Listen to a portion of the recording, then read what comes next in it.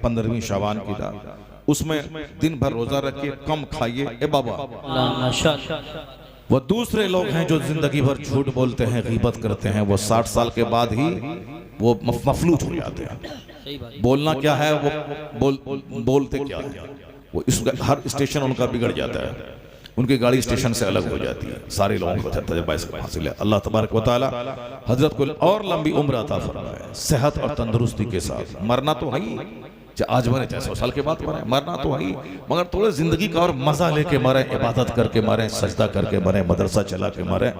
मैंने कहा भी अभी 2-4 महीने से मैं यही पूरे इंडिया में कह रहा हूँ कि मरना तो है ही सबों को। तुम भी मरोगे, मैं भी मरूंगा, सब सारे लोग मरेंगे। जो सीना तान के दिल्ली में बैठे हैं वो भी मरेंगे, सारे लोग मरेंगे। अलबत्ता बेहतर है वह मौत जो अल्लाह अल्लाह करते हुए आ जाए। नाच गाने की महफिल में नाच के मरना ये भी मौत ही है।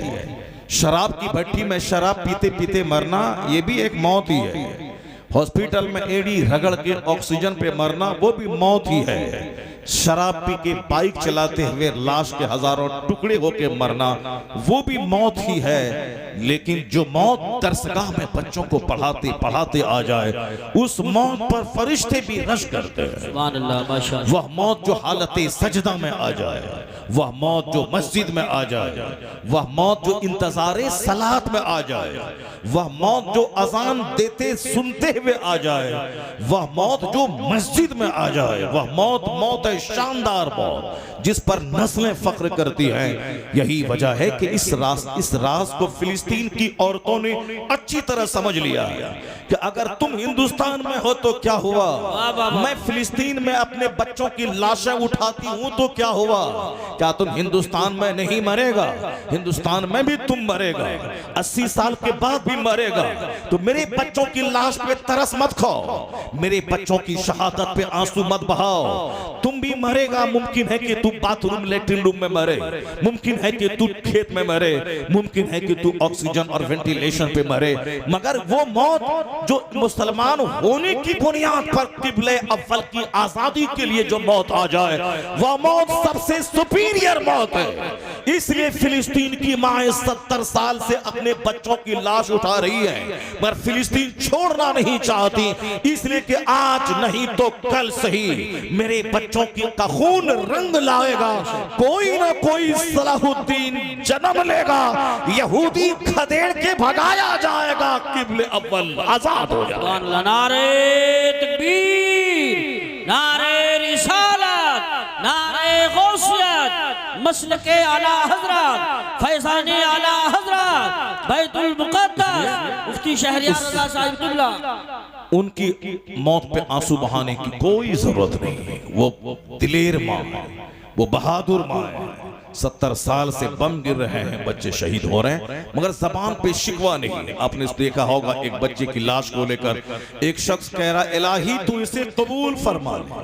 ये नहीं कि हम फंस गए, चक्कर में फंस गए, क्यों आ गए थे मैदान में, क्यों आ गए थे। दलाल और बदतमीज किस्म के लोग तो इमाम हुसैन की करबला हाजिरी पर भी सवाल उठा रहे थे। वो बदतमीज कहते थे क्या जरूरत थी करबला आने की, बाल बच्चे को कटवाने की, है क्या जरूरत थी आने की। अब्दुल्ला इब्ने अब्बास वहां हैं, अबू सईद खुदरी वहां मौजूद हैं, ये जलील कद्र साहबी मक्के में है, मदीने में है, इस नौजवान को आने की क्या जरूरत थी। जो वक्त का बादशाह है, उस बादशाह की किससे बगावत करने का अंजाम तो यही है, कत्ल है। उस वक्त भी ऐसे दलाल किस्म के लोग मौजूद थे जो कहते थे आने की क्या जरूरत थी। लेकिन आज भी ऐसे दलाल मौजूद हैं। अगर कोई हक बोले, तकलीफ में पड़ जाए, तो लोग कहता है क्या जरूरत थी बोलने की, क्या जरूरत थी ऐसा करने की, क्या जरूरत थी ऐसा करने की। अगर यही बात इमाम हुसैन अगर समझ लेते कि क्या जरूरत थी मदीना छोड़ के करबला जाने की, यहाँ सारे लोग हाथ पांव चूम ही रहे हैं, आराम से मैं मस्जिद नबी में नमाज पढ़ा ही रहा हूँ, आराम से खाऊंगा पीऊंगा, मैं यजीद की बैत कर लूंगा, वो हर महीने 2 लाख रुपए 2 लाख चांदी का सिक्का देगा हमको, आराम से खाएंगे पिएंगे, मर जाएंगे, माँ फातिमा के पाँव में दफन हो जाएंगे, दुनिया में भी आराम, मरने के बाद जन्नती नौजवान का सरदार तो है ही, जन्नत के मालिक मुस्तफ़ा ने तो कह ही दिया है कि ये हमारे हसन हुसैन जन्नती नौजवान के सरदार हैं। अगर ये सोच लेते बाकी कोई फर्क नहीं पड़ता, आराम से इज्जत से रहते, 55 साल साल 5 महीना 5 दिन यानी 4-5 इस दिन आपकी शहादत हुई। तो उस वक्त और वो मदीने ही में रहते तो भी उतने ही उसी टाइम में वो मरते, उतनी ही उससे उम्र एक लम्हा ज्यादा नहीं होती, मरते आराम से खाते पीते बकी में दफन और जन्नती नौजवान के सरदार तो होती, चूंकि जन्नत के मालिक मुस्तफ़ा ने कह ही दिया है। लेकिन ये नहीं होता। आज हुसैन के नाम से इमाम नहीं लगता। हर मेंबर पे हुसैन, हर मजलिस में हुसैन, हर महफिल में हुसैन, हर दरसगाह में हुसैन। हुसैन का नाम बुज़दिलों को जवानी अता करता है। हुसैन का नाम गर्दनों को सस्ता कर देता है। हुसैन का नाम सांप जो गिरा हुआ है उसे भी ऊंचा कर देता है। हुसैन का नाम दुश्मनों को नाकों चने चबाने पे मजबूर कर देता है। हुसैन और हुसैन के बाप का नाम बीमारों को भी जवान बना देता है। वो हुसैन का नाम इसीलिए है उन्होंने प्रैक्टिकल में कहा मदीने में सजदा करना और है, तलवारों के साए में सजदा करना और है। अगर नाना जान ने कल क़यामत में पूछा कि बेटा मैंने जो लुआब दहन तेरे मुंह में डाला था, मैंने जो सजदा लंबा किया था, मैंने जो तुझे पुश्त पे सवार किया था, इसीलिए ना कि मेरी उम्मत जब खतरे में पड़े तो उम्मत का बोझ तुम उठाना। तो मदीने में आराम से खाने पीने के लिए मैंने इतना लाड प्यार नहीं दिया था, प्यार दिया था कि अपनी गर्दन कटा के उम्मत को तबाही से बचा देना। तो हुसैन करबला गए, दुनिया वालों को बता दिया कि हंसते मुस्कुराते हुए हमेशा सारा काम नहीं होता है, बल्कि कभी कभी गर्दनें कटा के इस्लाम का काम होता है। तो नाना ने जो चमन लगाया था उस चमन को अब उनके नवासे की खून की जरूरत थी, इसलिए हुसैन तन्हा नहीं अपने बच्चों के साथ करबला गए, बच्चों को भी कटवाया और खुद कट गए। तो कट तो गए, अल्लाह ने कहा हुसैन मदीना छोड़ा तुमने मेरे लिए, अली असगर को कटाया मेरे लिए, अली अकबर की जवानी लुटाई मेरे लिए, तुमने अपनी लाश पे घोड़े की टापों को रंगवाया मेरे लिए, तुमने तलवारों के साए में 72 ज़र्मनेज़ों के खाके सजदा किया मेरे लिए, तुमने सब कुछ लुटा दिया, कुंबा लुटाया, गर्दन लुटाई, अपने खेमों को जलवाया, सब कुछ किया।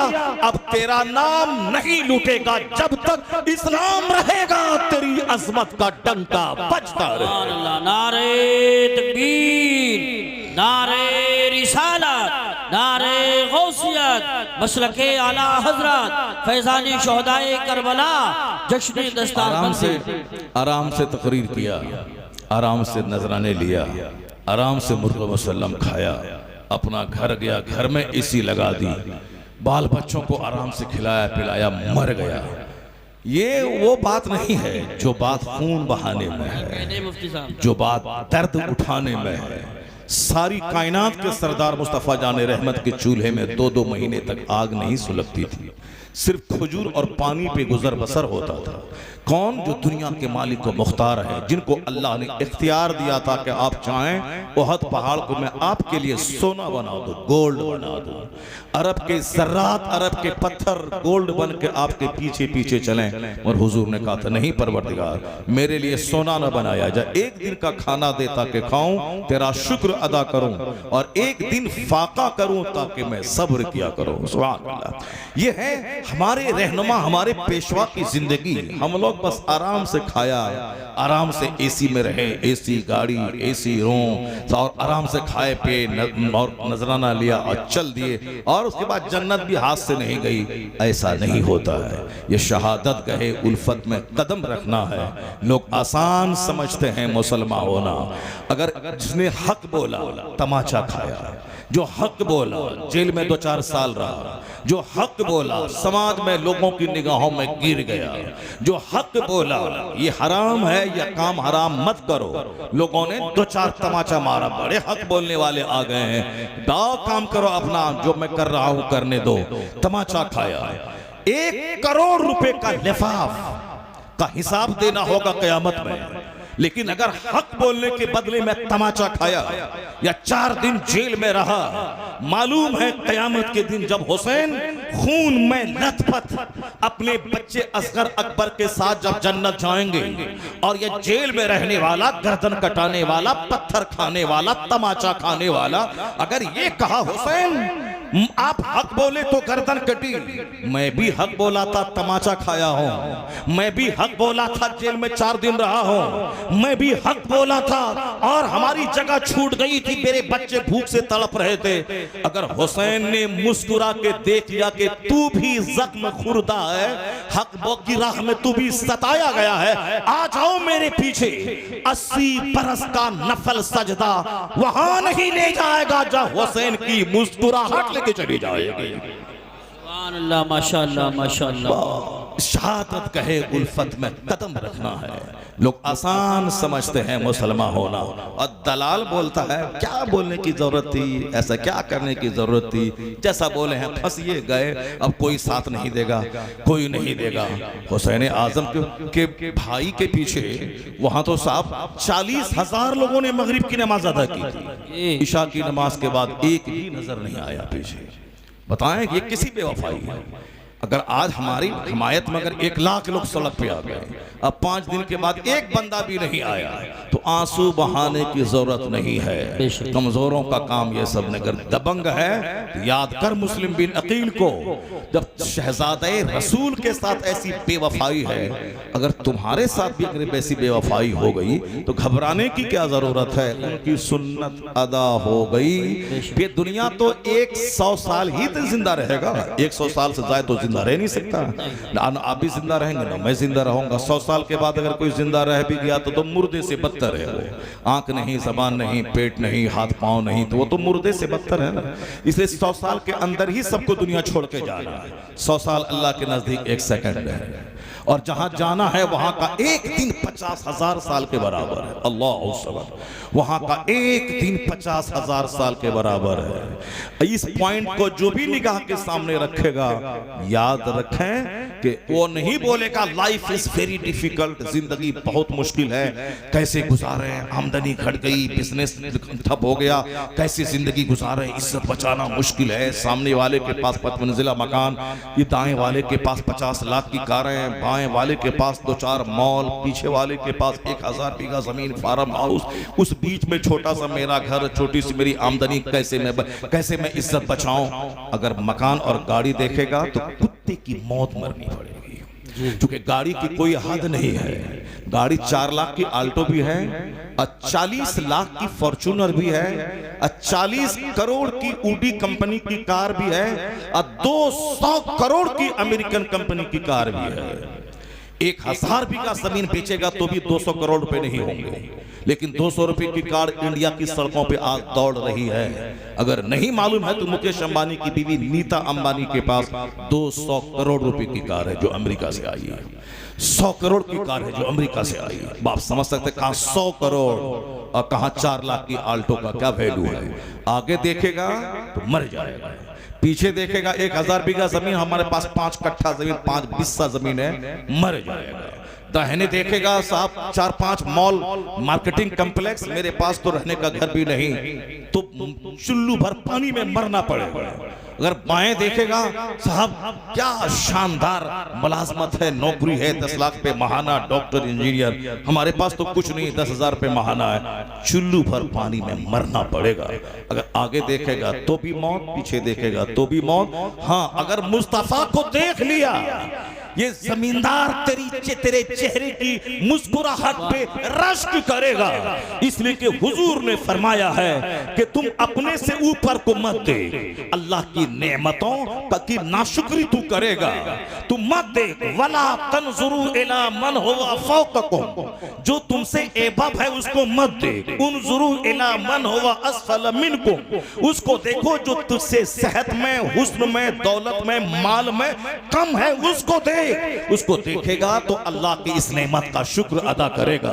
जब शुक्र अदा करेगा तो फिर क्या है, जब शुक्र अल्लाह की नेमत का अदा होगा तो अल्लाह उस नेमत को बढ़ा देगा। असल चीज माल की बहुतात नहीं है।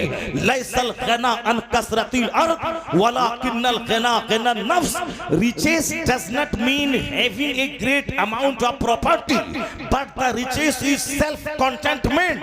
मालदारी माल की बहुतात से नहीं मिलती। मुस्तफा कहते हैं मालदारी तो सब्र से मिलती है, मालदारी तो कनात से मिलती है, मालदारी तो सेल्फ कंटेंटमेंट से मिलती है। दुनिया को देखेगा चुल्लू भर पानी में मर जाएगा, मुस्तफा पे नजर रहेगी यहां भी मुस्कुराएगा, जन्नत में सोने के महल में मुस्कुराता रहे। सुभान अल्लाह। नारे तकबीर, नारे रिसालत, नारे गौसियत, मसलके आला हजरत, उलमाए अहले सुन्नत। इसलिए इस्लाम हमेशा हर मोड़ पर हमारी रहनुमाई करता है। खबरदार कभी किसी दुनियादार को नहीं देखना, कभी दुनिया की चहल पहल को नहीं देखना। अगर चहल पहल को देखेगा नमाज पढ़ना मुश्किल हो जाएगा। नमाज में सजदे में तुम्हारा ख्याल इंतशार ख्याली का शिकार तुम्हारा दिमाग हो जाएगा, बुरे बुरे वसवसात आएंगे। कभी बोलेगा पता नहीं अल्लाह है कि नहीं, माज़ल्लाह हजार बार माज़ल्लाह। कभी बोलेगा जन्नत दोज़ख है कि नहीं, इसी दुनिया ही में जन्नत दोज़ख है। ये सारी बातें दिमाग में आएंगी। इसलिए तकरीर सुनना उतना ही जरूरी है दिल को जिंदा रखने के लिए जितना कि मरी हुई जमीन को जिंदा करने के लिए पानी जरूरी है। जमीन अगर मर गई उसमें पानी डालना होगा ताकि दोबारा वो जमीन खेती के काबिल हो जाए। आप लोग गांव देहात में रहते हैं, आसपास में खेत हैं, आपको अच्छी तरह मालूम है कि खेत जब मर जाता है दोबारा फसल उगाने के लिए उसमें पानी डाला जाता है। और ऐसा नहीं कि एक बार पानी डाल दिया तो अब 10-20 साल के लिए वही एक पानी काफी है, नहीं। जब जब जमीन मरती है तब उसमें पानी डालना पड़ता है। उसी तरह यह दिल है, यह दिल खेत की मानंद है। जब आदमी काफिरों का चेहरा देखता है तो दिल मर जाता है, बेनमाजी का चेहरा देखता है तो दिल सख्त हो जाता है। जब शराबी, पापी, जानी, बदकार, दुनियादार, सूदखोर का चेहरा देखता है तो यह दिल भी आदमी का सख्त हो जाता है। इसलिए हुजूर ने फरमाया है कि अर्रजुलु अला दीन Khalili, a man is likely on the way of life of his friend. एक आदमी अपने दोस्त के दीन पर होता है। दोस्त का जैसा दीन उस दूसरे दोस्त का वैसा दीन होता है, चूंकि दिल से रिश्ता होता है दोस्त का। तो दोस्त अगर गलत भी करता है तो भी बंदा सोचता चलो दोस्त है कर लिया। तो आदमी दोस्त के मजहब पर होता है। हुजूर फरमाते फल यंजुर अहदुकुम मैं युखालिल। ए बाबा एक नंबर, ठीक है जाइए जल्दी से आ जाइए, एक नंबर आ जाइए, क्योंकि बहुत देर से आप लोग बैठे हुए हैं। इसीलिए अगर आपको हाजत हो ऐसी तो शदीद हाजत हो तो जाइएगा, कम हाजत में मत जाइए। प्रैक्टिस कीजिए कि बगैर पेशाब के बैठे रहे। कम हाजत, शदीद हाजत हो तो मेरे रोकने से भी नहीं रुकना है, वहाँ चले जाना। और कम हाजत हो तो उधर तवज्जो ही नहीं देनी, गुफ्तगू की तरफ तवज्जो देंगे। तो अगर शदीद भी हाजत होगी तो भी उस तरफ ध्यान ही नहीं जाएगा। हम लोगों का भी हाल होता है, जहाँ हम लोग मुताला करने, तकरीर करने में लगे रहते हैं तो वो उधर से ख्याल बटा रहता है। लेकिन जहां तकरीर खत्म हुई, एक मौलाना साहब, बहुत बड़े दबंग मौलाना साहब जो हजरत के दोस्त थे, फ्रेंड थे, वो मौलाना साहब बड़े शोहरत याफ्ता खतीब, स्टेज से उतरे, धक्का मारता हुआ सीधे वॉशरूम चले गए। पूरा जैसे वॉशरूम चले गए। जाहिर सी बात है, आप वो 2 घंटे से स्टेज पे बैठा दीजिएगा, 2 घंटे तकरीर करवाएगा, 4 घंटे की बात है तो अब तकरीर करने के दौरान तो ख्याल नहीं जाता है। लेकिन जहाँ इस काम से फारिग हुए तब उसका शदीद हमला होने लगता है, दौड़ के गए। ऐसी कैफियत हम लोगों की भी बनती है कभी कभी। 4 घंटे स्टेज पर बैठे हुए हैं, 3 घंटे से खिताब कर रहे हैं, और जैसे खिताब खत्म हुआ 1 मिनट जो है रुकना बस खतरे से खाली नहीं है, वरना कपड़ा ही खराब हो जाएगा, इसीलिए भागना पड़ता है। तो तवज्जो आपकी मेरी तरफ बनी रहे तो उस तरफ ध्यान नहीं जाएगा। अगर उस तरफ ध्यान देंगे तो फिर आप सुन नहीं पाएंगे मैं क्या बोल रहा हूं। जरा गौर से सुनिएगा, अल्लाह के रसूल क्या कहते हैं, आदमी अपने दोस्त के मजहब पर होता है। अर्रजुलु अला दीन खलीली, आदमी अपने दोस्त के दीन पर होता है। तो मुस्तफा कहते फल यंजुर अहदुकुम मैं युखालिल, तो हर आदमी को चाहे कि वह देख ले, वॉच whom befriend, वो देखे कि किससे वो दोस्ती कर रहा है। देखे वो सामने वाला अगर राफिजी है तो आपका राफिजी बनना तय है। सामने वाला अगर शराबी है तो दोस्ती शराबी आपको बना देगी। सामने वाला सुले कुल्ली है, वो वहाबी है, नजदी है, शिया है, देवबंदी है, तो आप भी धीरे धीरे बरेलियों के काम पे उंगली नुक्ताचीनी करेंगे।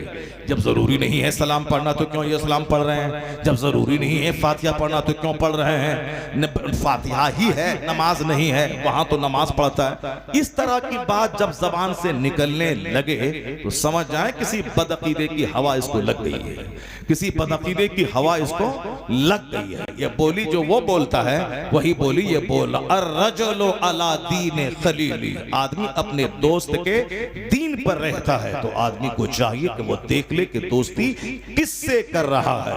खबरदार किसी बदअकीदे से दोस्ती न हो, खबरदार किसी नजदी वहाबी राफिजी से दोस्ती न हो, खबरदार किसी हराम खोर से दोस्ती न हो, वरना सारी नेकी को बर्बाद कर देगा।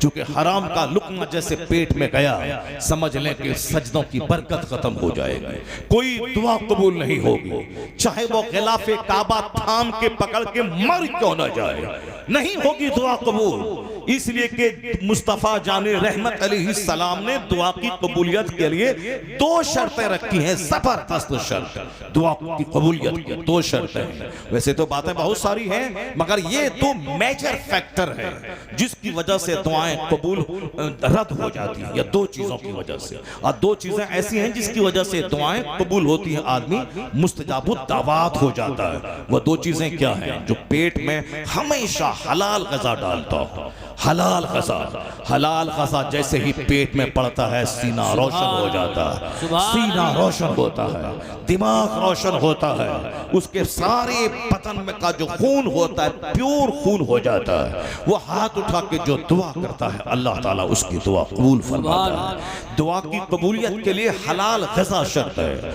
और जो हराम पेट में डालता है 40 दिन तक समझ लें उसकी कोई दुआ कबूल नहीं होती। शराब की एक बूंद अंदर गई 40 दिन तक न कोई सजदा कबूल होगा, न दुआ कबूल होगी जब तक कि वो सच्ची तौबा न कर ले। उसी हालत में अगर मर गया तो जन्नत की खुशबू उसके लिए हराम हो जाएगी। वो जन्नत की खुशबू जो 500 साल की मुसाफत से सूंघी जा सकती है, वो जन्नत की खुशबू नहीं सूंघ पाएगा। वो कौन? जो शराब पिया उसी हालत में वह मर गया, हालत ज़िना में जो मर गया। आया है हदीस पाक में कि ईमान उसके सीने से छतरी की तरह निकलकर उसके सर पे हो जाता है, ईमान उसके सीने से निकल जाता है हालत ज़िना में, हालत शराब नोशी में, ईमान सीने से निकल जाता है और साइबान की तरह सर पे हो जाता है। और जब वो बंदा उस घटिया काम से अलग होता है तब वो ईमान उसके सीने में दाखिल होता है। पहले ही मुहद्दिसीन ने कमाल ईमान कहा, नूर ईमान कहा, यह सब अपनी जगह है, मगर इस हदीस पाक का तेवर क्या बोलता है जो हुजूर ने कहा है? कमाल ईमान, नूर ईमान, ये बहुत सारी अहादीस के मतालिब और मफाहिम को देखकर और हालात को देख करके तब मुफस्सिर इस तरह की राय कायम करते हैं, जाहिर सी बात है। लेकिन इस हदीस का तेवर क्या बोलता है? ईमान उसके सीने से निकल जाता है और छतरी की तरह सर पे हो जाता है। अगर उसी हालत में वह मर जाए तो क्या हाल होगा? अगर उसी हालत में जबकि ईमान का नूर सीने से निकल के छतरी की तरह हो गया है, उसी हालत में वो मर जाए तो क्या होता है? और आजकल इस जमाने में इस तरह की मौतें कसरत से हो रही हैं। एक मेरा दोस्त था, वो दोस्त बताया कि हजरत ए बाबा कहाँ? एक नंबर बड़ा मसला है, इसीलिए तो मैं हमेशा कहता हूं भाई तकरीर 10 बजे करवाओ, 10 से लेके 12 2 घंटे की तकरीर करवाओ, और 2 घंटे में 10 हदीस सुना दूंगा मैं, कुरान पाक की 2-4 आयतें सुनाऊंगा ताकि आने वाली नस्लों के लिए रोशनी का सामान हो जाए। उस वक्त सारे लोग फ्रेश रहते हैं, ताज़ा होकर बैठते हैं। और 12 बजे के बाद तो अच्छे बहादुर को भी पेशाब लगने लगता है, वो तो ज़ईफ है बेचारे 70 साल 80 साल के, तो फिर उसका क्या कहना है? इसलिए तकरीर 12 बजे के बाद नहीं, 12 बजे के बाद मुशायरा, 12 बजे के बाद नातखानी, 12 बजे से पहले तकरीर हो। सारे जिम्मेदारान मदारिस हमेशा इसका ख्याल रखें, पब्लिक का ख्याल कभी नहीं करें, पब्लिक को शरीयत उस पर थोपें, शरीयत की बात उसको बताएं, उसको आपके पास इल्म है, इल्म की बात उसको बताएं। वरना ये तो बोलेगा कि नमाज की बात मत करो, आप यहाँ साहब मजा वाली बात करो, ये तो बोलेगा ही मजा वाली बात करो। तो अब उसकी ख्वाहिश के सामने आप घुटने टेक देंगे तो बहुत दिनों के बाद फिर स्टेज पे क्या होगा वो सबको मालूम मालूम है कि जो कुछ मैं बोला हूँ फिर मैं उसको दोहराना नहीं चाहता कि मैं क्या बोला हूँ, वही कुछ होगा और होना शुरू हो गया है। इसलिए अगर चाहते हैं कि वो दिन नहीं आए तो सिर्फ एक बच्चे की तिलावत हो और एक बच्चा जो आपके मदरसे का अच्छी नात पढ़ने वाला हो उससे एक अच्छी नात पढ़वा ले, उसके बाद तकरीर हो 2-2.5 घंटे की, फिर उसके बाद एक नात हो, फिर अगर लोग चाहें तो तकरीर हो, वरना हमें ज्यादा तकरीर की भी जरूरत नहीं है। हर मजलिस में सिर्फ एक तकरीर 2 घंटे की हो जाए। और यही बंबई में हो रहा है, यही गुजरात में हो रहा है, यही और सारे राजस्थान के मुख्तलिफ इलाकों में ये है। बरकतें हैं उसकी, एक तकरीर हुई साल भर लोग उसको याद रखते हैं। चाय पान की दुकान पे तबसरा करते हैं, मौलाना साहब ने ये कहा था, मौलाना साहब ने ये हदीस पढ़ी थी। लोग अपनी बीवी के सब बच्चों के साथ अपने घर में तबसरा करते हैं, मौलाना साहब ने एक हदीस पढ़ी थी, उस हदीस पर हम लोगों को अमल करना चाहिए। तो एक हदीस पढ़ी गई, साल भर बच्चों को और घर के गार्जियन को मालूम। और यहाँ जहाँ 5-10 तकरीरें हो जाएंगी और नात 70% हो जाएंगी तो तकरीर तो दब जाएगी। स्टेज के मौलाना साहब को भी याद नहीं रहेगा कि हजरत ने कौन सी तिलावत आयत की तिलावत की थी। तो वहाँ तो सारी तवज्जो नात पर चली जाएगी। इसलिए हमेशा इस बात का ख्याल रखें कि पब्लिक को कव्वाली का दिलदार ना बना।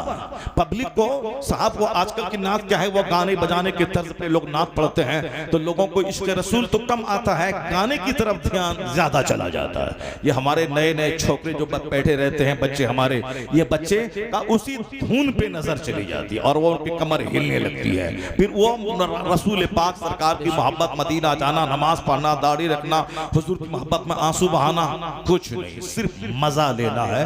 क्योंकि ये जो धुन है ये धुन वहां से मेल खाता है, बंबई की फिल्म इंडस्ट्री से धुन खाता है। तो इसको बंद करने के लिए इन बच्चों को तकरीर सुनाइए, इन बच्चों को हदीस सुनाइए, इन बच्चों को दीन सिखाइए। अगर बचपन की एक बात दिमाग में बैठ गई तो 40 साल तक वो बच्चा उस बात को भूलता नहीं है। हम लोग भी बचपन में जो खिताब सुने हैं, 12-12 किलोमीटर दूर पैदल चल के तकरीर सुनने जाते थे हम लोग बचपन में। 12 किलोमीटर दूर, मुझे याद है जिस मदरसे का मैं अभी प्रिंसिपल हूँ वो मदरसा मेरे घर से 12 किलोमीटर दूर है। और मुझे याद है कि 7 साल की उम्र में मैं पैदल, साइकिल भी नहीं, पैदल 12 किलोमीटर दूर चल के मैं तकरीर सुनने गया था। उस वक्त में मेरे बाप ने कभी सोचा होगा, न मेरे दिमाग के किसी हाशिए में होगा कि जहां तकरीर सुनने आया हूं एक वक्त आएगा उस मदरसे का मैं प्रिंसिपल बन जाऊंगा, उस मदरसे का मैं गार्जियन और सरपरस्त बन जाऊंगा। ये कभी सोचा तक न होगा। मगर उसी मदरसे में 12 किलोमीटर दूर चल के वहां ही उसकी क्या तखसीस है वो तो एक बात मैंने कह दी।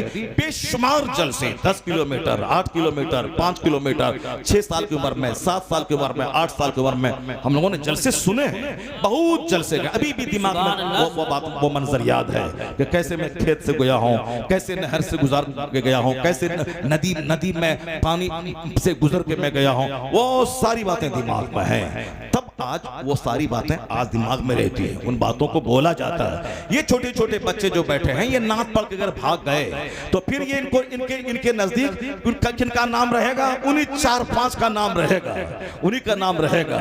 ये साहब फला उत्तराखंडी हैं, ये फला बिहारी थे, ये फला कलकत्तवी थे, ये फला साहब फला जगह के थे, यही लेगा। इसको मालूम नहीं होगा मुफ्ती आजम हिंद कौन थे, ताजुल शरिया कौन थे, आला हजरत कौन थे, कारी अलाउद्दीन संभली कौन थे, उसको मालूम नहीं होगा। इसलिए अपने बच्चों को बता दे कि तुम्हारा रहबर और रहनुमा ये उलमा है और इनकी इज्जत करो, इनकी बात सुनो, ताकि जब कदम डगमगाने लगे इनकी हिदायत तुम्हें राह रास्त दिखाए। नारे तकबीर, नारे रिसालत। अब सुने बाबा जो मैं कह रहा हूं, हुजूर ने क्या कहा? अर्रजुलु अला दीन Khalili, a man is on the religion of his friend. आदमी अपने दोस्त के मजहब पर होता है। सो वाच, सी, लुक एट, देख लो कि तू दोस्ती किससे कर रहा है। ऐसा नहीं कि मफाद है जमीन जगह का, बिजनेस का, कारोबार का तो दोस्ती कर रहे हैं, दीन ईमान सब लूट जाएगा। ऐसे बेशुमार लोगों को देखा उसका ईमान लूट गया, जो नजदियों से, वहाबियों से, दियोबंदियों से जिन्होंने दोस्ती की। नहीं हम बेटी ला रहे हैं, बेटा नहीं दे रहे हैं, बेटी ला रहे हैं, हम उसको सुन्नी बना देंगे। तुम तो सुन्नी बना ना सका बदतमीज, तुम्हारे सारे खानदान को वो नजदी बना दिया, सबको वहाबी बना दिया। इस तरह बेशुमार लोग हैं। मैंने बंबई में 12 साल तक एक मोहल्ले में तकरीर की है मैंने, 10-10 रोजा, 12 रोजा मुहर्रम में।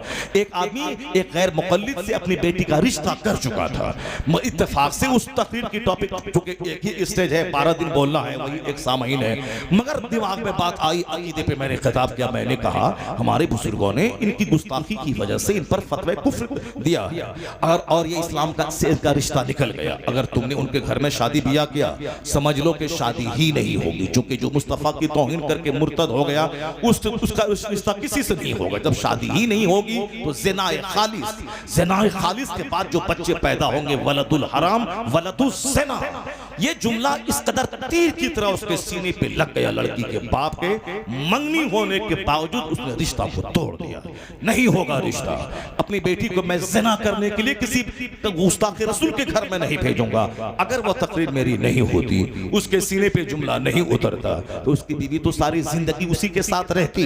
कानून अपनी जगह, बेशुमार लोग हैं जो तलाक देने के बाद भी अपनी बीवी को रखे हुए हैं, सिर्फ बेइज्जती के डर से। ऐसे घटिया खसीस रजील लोग कम हैं, मगर हैं। तलाक दे दिया, रात में गुस्सा आया, शराब पी के आया या गुस्सा हुआ, बीवी कुछ बोली, कैंची की तरह जबान चलाई, इससे नहीं रहा गया, ये धमकी दिया कि तलाक दे दूंगा। वो बोली एक बाप का बच्चा है तो तलाक दे के देख ले। अब इसको गुस्सा आया, तलाक दे दिया। जब तलाक दिया, गुस्सा ठंडा हुआ तो अब बिल्कुल सो गया। उसके बाद जब उठा तो रोना धोना शुरू किया, क्या करे ऐसा हो गया। तो अब बीवी अलग रो रही है, अलग रो रहा है। अब कंप्रोमाइज कर लिया कि चलो हटाओ, मुफ्ती के पास मत बोलना।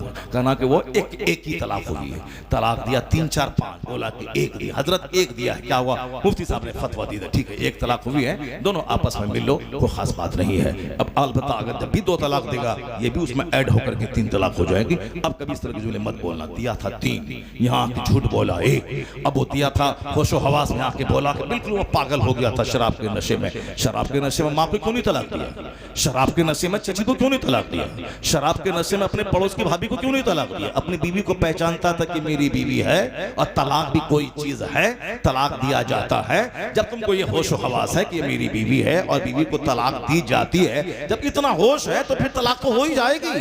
वो तो उस नशे में जब बीवी और माँ का फर्क मिट जाए, आदमी की अक्ल माऊफ हो जाए, अब होशो हवास खत्म हो जाए, उस हालत में जो अपनी बीवी को तलाक दिया, बेटे को तलाक नहीं दिया, माँ को तलाक नहीं दिया, इसका मतलब है दिमाग है, झूठ बोला, हजरत से फतवा ले लिया, अब आराम से रह। अब बताइए कि वो औरत तो निकाह से निकल गई। अब तो उसके बाद जो 4 5 बच्चे, वो क्या होगा उसका? सब वलदुल ज़िना वलदुल हराम। और वलदुल ज़िना बच्चों की पहचान क्या है मालूम है? उसकी पहचान है कि अब उनके पास डिसिप्लिन नहीं रहेगा, अदब नहीं रहेगा, न जलसे का अदब, न मस्जिद का अदब, न मौलाना का अदब, न पीर का अदब, न माँ बाप का अदब, न दीनी दरसगाहों का अदब। बेअदब कोई नजर आ जाए, समझ लें कि जरूर बुनियाद में खता है। चूंकि डिसिप्लिन का ना होना, और आजकल देख सकते हैं माँ बाप को आंख दिखलाना, माँ को मारना, सास और ससुर की गुलामी करना, साली को अप्पी और बाजी कहना, अपनी बहन को फूले से फोन तक नहीं करना, अपने भाई से दुश्मनी है, एक पालिश जमीन के लिए मार धाड़ काट तलवार निकालना है। और साहब वो भाई जो साला है, भाईजान भाईजान भाईजान, अपने भाई को बुड्ढा कहना, उसको साहब उसका नाम बिगाड़ के बोलना, और वहां भाईजान भाईजान, जिस जमीन से पैदा हुआ, जिस पेट से पैदा हुआ, जो 9 महीना पेट में रखी, 2 साल खूने जिगर पिलाई, 12 साल नर्स की तरह कपड़े धो के तेरे पाखाने पेशाब वाले कपड़े को धोई, ये सारे एहसानात हो गए खत्म। सिर्फ एक लड़की का मुंह देखा, अब मुंह थोड़ा अच्छा था तो उसके मुंह की वजह से उसके माँ से भी प्यार हो गया, उसकी बहन से प्यार हो गया, अब वो अम्मी जान हो गई और अब्बा जान हो गए, अब साला भाई जान हो गए। और अपना जो भाई गोद में खिलाया था उसका क्या हो गया? अपनी जो बड़ी बहन जो गोद में लेके घंटों तुझको प्यार दिया था उसका क्या हो गया? जो अपना चाचा उसका क्या हो गया? अपनी पुपी का क्या हो गया? अपने भाई का क्या हो गया? बदतमीज अगर डिसिप्लिन नहीं है तो समझ लें कहीं न कहीं जरूर गड़बड़ का माहौल पैदा है। नहीं सुना आपने हमारे बुजुर्ग बोलते, इमाम अबू हनीफा रज़ी अल्लाह तआला अन्हु के सामने चंद बच्चे गेंद खेल रहे थे, गेंद गलती से उन बच्चों की गलती से इमाम के सामने आया। इमाम के सामने इमाम को देखकर सारे बच्चे सहम गए। वो बच्चे इमाम आजम करोड़ों मुसलमानों के इमाम कैसे आगे जाएं? कोई बच्चा इस घर में घुस रहा है, कोई उधर भाग रहा है, कैसे वहां जाए? एक बच्चा ढठाई के साथ गया सामने। मौलवी साहब तो क्या हो गया? ढठाई के साथ गया, गेंद लिया और अपना खेलने लगा। इमाम ने क्या कहा? लगता है कि बुनियाद में खता है, लगता है कि बुनियाद में खता है। लेकिन मेरे जैसे मौलवी की जबान से बात नहीं निकली थी। हम जैसे करोड़ों हनफियों के सरदार वली कामिल की जबान से जुमला निकला था। लोगों ने खामोशी से जब तहकीक की, पता चला वाकई बुनियाद में खता है, क्योंकि इमाम का जुमला था। इमाम का जुमला वो हकीकत पर मबनी हुआ करता है। इसलिए अपने घर में रिश्तों का ख्याल रखें, गुस्से पे कंट्रोल रखें, गुस्से पे कंट्रोल। अक्लमंद वो नहीं है जो सामने वाले को पछाड़ दे, अक्लमंद वो नहीं है। लैसा शदीदु बिसुरा इन्नमा शदीदुल लज़ी यमलिकु नफ्सहु इंदल ग़ज़ब। बुखारी शरीफ की हदीस में आया है कि वो शख्स पहलवान नहीं है जो सामने वाले को पछाड़ दे। The strong man is not the one who overcomes other. जो दूसरों पे कब्जा जमा ले, पछाड़ दे, वो स्ट्रॉन्ग नहीं है। The true strong, the true wrestler, सच्चा पहलवान, सच्चा मजबूत वो है जो who controls himself in the state of anger, जो गुस्से की हालत में अपने आप पर काबू कर ले, वही सबसे बड़ा पहलवान है। वही है सबसे बड़ा पहलवान जो गुस्से के वक्त में अपने आप पर काबू कर ले। वही असल में पहलवान, वही रेस्लर है, वही बहादुर है, वही ब्रेव है, वही स्ट्रॉन्ग है। और आजकल जो कि हर आदमी कमजोर है, कमजोर ग़िज़ा, कमजोर माहौल, कमजोर सराउंडिंग्स, कमजोर इन्वायरमेंट, कमजोर दोस्त, इसीलिए सबके पास गुस्सा ज्यादा है और वो गंभीरता कम है। सबको गुस्सा आता है। जब आप सामने वाले के पास जाएं, उससे कोई मतलब आपका नहीं है तो गुस्से से बात करेगा। अगर वो 10 टका आपसे कमाएगा तो वो नॉर्मल हो जाएगा। ये सब दुनियादार किस्म के लोग, वो अखलाक कुछ नहीं है, सिर्फ पैसे को महत्व देता है। आप किसी से फोन करें, कौन बोल रहा है? अगर मतलब नहीं है तो गुस्से से बात करेगा। और अगर पता चला ये मतलब है इससे, तो नहीं पहचाना आपको, नहीं पहचाना आपको, अस्सलाम वालेकुम, वालेकुम अस्सलाम। ये कमजोरों की कहानी है। वो ऐसा नहीं कि पहचान लिया तब अब नॉर्मल हो गए। वो बाअखलाक नहीं, बाअखलाक वो है जिसका अखलाक सबके साथ हो, जिसका अखलाक हर हाल में अखलाक उसका हो। ये बदअखलाकी, ये बेहयाई, ये बदतमीजी बताती है कि समाज में नाजायज बच्चों की तादाद में इजाफा हो रहा है। लोग कुफ्र बका, ईमान लूटा, हाँ ईमान गया, निकाह टूटा। इसलिए ऐसा नहीं कि बक बक करते रहे चौक चौराहे पान की दुकान पे बैठकर। नहीं नहीं, मौलाना सब तो ऐसे ही बोलता रहता है। ये तो झूठ बोलते हैं, झूठ की खेती ये लोग करते हैं, ये लोग करते हैं। इसकी उनके चक्कर में मत पड़ना। मकान दुकान, गाड़ी छकड़ा, मॉल कॉम्प्लेक्स, ये वो फला चिला, शादी ब्याह, सब मस्ती के। मौलाना के चक्कर में पड़ेगा तो फकीर बन के रह जाएगा। ना दौलत जमा करेगा, ना गाड़ी होगी, ना सामने वाला कोई वैल्यू देगा। वैल्यू चाहिए तो पैसा चाहिए, पैसा बोलता है, पैसा बोलता है। और जिस दिन वह पैसों की मौजूदगी में जलील होता है, जब अल्लाह ताला उसके कारोबार को ठप कर देता है, जब वो कहीं का नहीं रहता है। बेटी की शादी में नाचने कूदने में 10 करोड़ खर्चा किया, फैक्ट्री बिक गई, घर बिक गया, सड़क पे आ जाता है, तब उसके बाद आता है हजरत तावीज दे दीजिए, तावीज दे दीजिए। तावीज से ये काम होता है क्या? जो अल्लाह की नाराजगी मोल ले, जो मुस्तफा को नाराज करे, जो अल्लाह रसूल को नाराज करे, जो फरिश्तों को नाराज करे, उसके बाद वो सोचता कि मैं आराम से इज्जत के साथ रहूं। ऐसा कभी नहीं होगा। और उसके बाद कहता है कि एक तावीज ले लें, उसके बाद काम बन जाए। ऐसा दुनिया में होता है क्या कि जीने का रास्ता सिस्टम है ये, और उस सिस्टम के खिलाफ काम करेगा और एक तावीज ले लेगा, उस सारा काम खत्म हो जाएगा? ऐसा कहीं होता है? तावीज से आम का पेड़ लगा दे और वहां से सेब निकल जाए, 1 लाख तावीज उसमें डाल दें, नहीं होगा। चाहे बरेली से तावीज ले आए, चाहे बेलग्राम से तावीज ले आए, चाहे मसोली से तावीज ले आए, चाहे मुझ जैसे छोटे से फकीर से तावीज ले लें, 1 करोड़ तावीज आम के पेड़ में लगा दें और सोचें कि यहां से कटहल निकल जाए, यहां से अमरूद निकल जाए, यहां से सेब निकल जाए, नहीं होगा। आप लोग काश्तकार हैं, गेहूं लगाते हैं, गन्ना लगाते हैं, आप लोग साहब धान लगाते हैं, हैं तो धान लगा दीजिए, उसके बाद 1 लाख तावीज बरेली मसौली के छोछा से ले आइए। फिर आप सैयद साहब है, आपकी तावीज में असर है, तावीज ले आइए और उस खेत में डाल दीजिए और सोचिए कि तावीज से या धान के खेत से शानदार गेहूं निकल जाएगा। और गेहूं के खेत में 1 लाख तावीज डालिए ताकि यहां से बासमती धान निकल जाएगा। नहीं होगा ऐसा, इट विल बी नेवर, ऐसा कभी नहीं होगा। ये कुदरत के कानून के खिलाफ है। जब कुदरत के कानून के खिलाफ है कि सेब का पेड़ चंबल में नहीं लगेगा, सेब के लिए चाहे शिमला का इलाका, सेब के लिए चाहे कश्मीर का इलाका जहां बर्फ गिरती हो।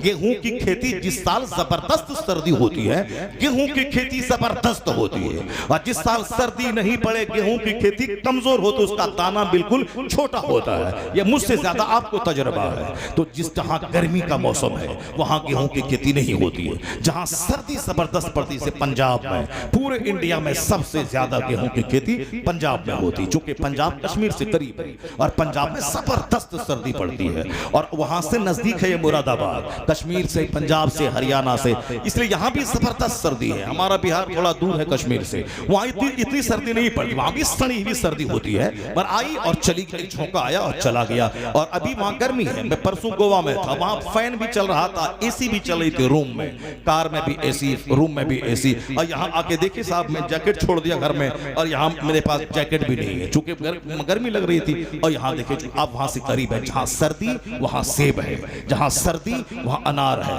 अलबत्ता जहां खूब गर्मी हो वहां संतरा की खेती होती है। संतरा की खेती होती है कहां पे? नागपुर में, चूंकि वहां गर्मी होती है। कपास की खेती होती है कहां पे?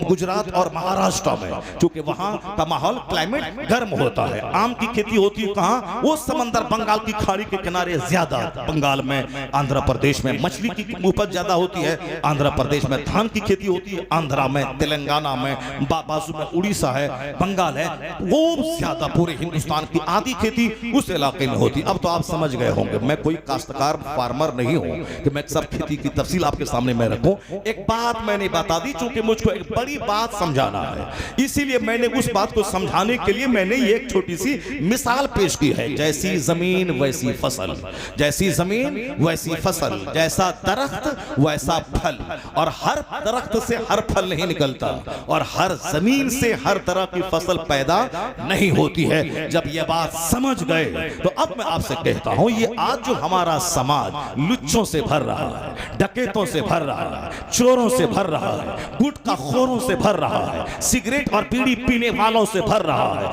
आलिमों और माँ बाप के एहतराम न करने वालों से भर रहा है, फिल्म सासों से भर रहा है, साथ इश्क बाजी करने वालों से भर रहा है, हराम खोरों से भर रहा है, डकैतों से भर रहा है। कभी गौर किया आपने कि आखिर ऐसा क्यों हो रहा है? अब बच्चा हो गया शरीर शराबी पापी, आए हजरत तावीज दीजिए। ऐसा होगा कि आम का पेड़ हो, तावीज लगाते हैं वहां से सेब निकल जाए? नहीं होगा। जैसी जमीन वैसी फसल, जैसा दरख्त वैसा फल। जब ये बात समझ गए तो माँ का पेट जमीन है, अब बाप उसमें बीज डालने वाला है। अगर बीज खराब हो तो फसल खराब होगी, अगर जमीन खराब है फसल खराब होगी। तो हर पेट से कुतुब पैदा नहीं होता, हर जमीन से धान पैदा नहीं होता, हर जमीन से सेब पैदा नहीं होता। तो कुतुब पैदा होने के लिए वही जमीन चाहिए, कुतुबियत वाली जमीन चाहिए, और चोर और लफंगा पैदा होने के लिए वैसी जमीन चाहिए। अब जमीन जब हो फातिमा ज़हरा जैसी और उस पर बीज डालने वाला हो मौला अली, जमीन हूँ फातिमा और अब और बीज डालने वाला हूँ अली, तब अल्लाह बेटा शहीदों का सरदार हसन और हुसैन अता करता है। नारे तकबीर, नारे रिसालत, नारे गौसियत, मसलके आला हजरत। नहीं सुना आपने सुना होगा, सुनते ही हमेशा गौर नहीं करते कि इस वाकया के पेट से नसीहत क्या मिलती है, यहाँ से नसीहत क्या मिलती है, नहीं गौर करते हैं। सिर्फ गौसे पाक का लंगर खाया, गौसे पाक का तोशा खाया, गौसे पाक की नियाज खाई, बस हो गए हम सुन्नी हैं और कादरी हैं। कैसा था वो मेरा गौस? आप सुने होंगे जिनका बाप रात भर नमाज पढ़ता था, जिनका बाप दिन में जिहाद करता था, जिनका बाप एक बार खिलाफे से तकवा एक काम हो गया, नदी पे बहता हुआ फल खा लिया। दिमाग में आया अगर क़यामत में सवाल हुआ मैं क्या जवाब दूंगा, चलो दुनिया में उससे माफी मांग ले। माफी मांगने गया, वो समझ गया कि जरूर इसकी पेशानी में नूरे विलायत चमक रहा है। कहा बेटा 10 साल नौकरी करनी पड़ेगी। नहीं बोला कि जुर्म छोटा सा था, अब वह शरीयत की रोशनी में जुर्म ही नहीं है, वो तो तसव्वुफ और सुलूक की रोशनी में वह एहतियात और तकवा के खिलाफ वो काम है। वरना नदी की सतह पे कोई फल गिर के आ रहा हो, हालत इस्तरार में हो, उसको खा ले तो कोई जुर्म नहीं है। लेकिन चूंकि तकवा और एहतियात और सुलूक और तसव्वुफ की निगाह में यह जुर्म है, उसका दाग धोने के लिए गए, पता लगाया, देखा बाग है, दरख्त है, टहनी झुकी है, उसी का फल गिर रहा है। सोचा इसी का फल होगा। मालिक के पास गया, मैं मुजरिम हूँ। कहा क्या जुर्म? का फल खाया हो। कहा कि 10 साल नौकरी करनी पड़ेगी। अगर कोई रहता कहता छोटा सा जुर्म, 10 साल की लंबी नौकरी, रखो माफी अपने पास, मैं जा रहा हूं। लेकिन उसके दिमाग में एक बात हमेशा चलती थी कि दुनिया में जुर्म हुआ है, इस दुनिया ही में धुल जाए, दुनिया ही में यह दाग धुल जाए, ताकि अल्लाह के सामने में बेदाग होके जाऊं। वहां का हिसाब देना बड़ा मुश्किल है, यहाँ की मुसीबत आसान है सह लेना। क़यामत के दिन 1 मिनट की तकलीफ ऐसी होगी कि दुनिया का 1000 साल में आदमी के बदन को कुल्हाड़ी से काट दिया जाए। इस शिद्दत जहन्नम की 1 मिनट की शिद्दत के सामने ये तकलीफ कोई माना नहीं रखती। असल शिद्दत तकलीफ वहां की, असल मुसीबत वहां की। जो अल्लाह वाले हैं उसके दिमाग में हमेशा जन्नत रहती है, उनके दिमाग में हमेशा जहन्नम रहता है, उनके दिमाग में दुनिया का मुकाबला नहीं रहता, उनके दिमाग में नेकी का मुकाबला है। वह तहज्जुद पढ़ा है तो मुझे चाश्त भी पढ़ना है, वह चाश्त पढ़ता है मुझे इशराक भी पढ़ना है, वह इशराक पढ़ता है मुझे अवाबीन भी पढ़नी है, वह अवाबीन पढ़ता है मुझे 100 रकात नमाज नफल अलग से पढ़ना है। ये मुकाबला है नेक लोगों का। वह नेक लोग थे, मुकाबला करके चले गए। अब हम लोगों को मुकाबला है, वह बुलेट लिया है तो हमें उससे महंगा बुलेट लेना है, वह 16 लाख की बाइक लिया है तो हमें 20 लाख की बाइक लेना है, वह ऐसा टाइल्स लगाया है हमें उससे अच्छा टाइल्स लगाना है, वह ऐसा मार्बल लिया है तो हमें उससे अच्छा ग्रेनाइट लगाना है। जाओ कंकड़ पत्थर ग्रेनाइट का मुकाबला करते रहो, उसी का मुकाबला करते करते मर जाओ। बड़े लोग पत्थर का मुकाबला नहीं करते, बड़े लोग अखलाक का मुकाबला करते हैं, वह कैरेक्टर और कंडक्ट का मुकाबला करते हैं, वह इल्म और तकवा का मुकाबला करते हैं। नौजवान का माफी करो का 10 साल का मंजूर है, 10 साल की नौकरी हुई अब माफ करो का अब भी माफी ना होगी। एक शर्त और है, एक लूली लंगड़ी अपाकिज कौम की बेटी है, निकाह करना पड़ेगा। वो अगर वो हमारे जैसा होता तो कहता छोटा सा जुर्म है, 10 साल की नौकरी है, उसके बाद ये लूली लंगड़ी की शर्त आपने क्यों रख दी?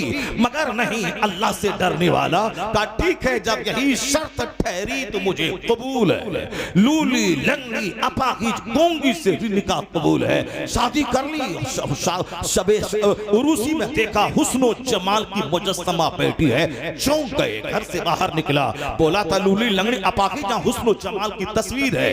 जब लड़की के वालिद ने देख के कहा बेटा मैं समझ गया तू क्यों वापस आया, वही है तेरी बीवी, वही है मेरी बेटी, उसी से हुआ है तेरा अक्द। मैंने जो बोला था लूली लंगड़ी अपाकिज गोंगी, इस माना कर कहा था कि मेरी बेटी कभी जबान से खिलाफ हक कोई बात नहीं बोली है, इसीलिए मैंने गोंगी कहा। हाथ से कोई गुनाह नहीं हुआ है, इसीलिए मैंने उसे लूली कहा। पांव गुनाह की तरफ नहीं चले हैं, इसीलिए मैंने प्यार से लंगड़ी कहा है। पेट में हराम गजा नहीं गई है, इसीलिए मैंने उसको कहा कि लूली लंगड़ी अपाकिज गोंगी है, भूखी प्यासी है, इसलिए मैंने तुझसे कहा मेरे लाल वो है मेरी बेटी। ये बताएं वो नौजवान जो उस मुसीबत समझ के अक्द किया था, लूली लंगड़ी अपाकिज है, मैं इसको ढोलूंगा, मैं सह लूंगा, मगर अल्लाह ताला मुझको माफ कर दे, क़यामत के दिन मैं बेदाग होके जाऊं। ये गुनाह, ये मुसीबत है, ये मुसीबत है। लूली लंगड़ी अपाकिज को खिलाओ पिलाओ पेशाब पखाना करवाओ, ये मुसीबत है, मगर ये मुसीबत आखिरत की मुसीबत के सामने कुछ नहीं है। कबूल कर लिया। अल्लाह से जो सौदा करता है, अल्लाह से जो सौदा करता हुआ कभी खसारे में नहीं रहता है। ये सौदा अल्लाह से हुआ है, अल्लाह की मोहब्बत में लूली लंगड़ी से अक्द कर लिया।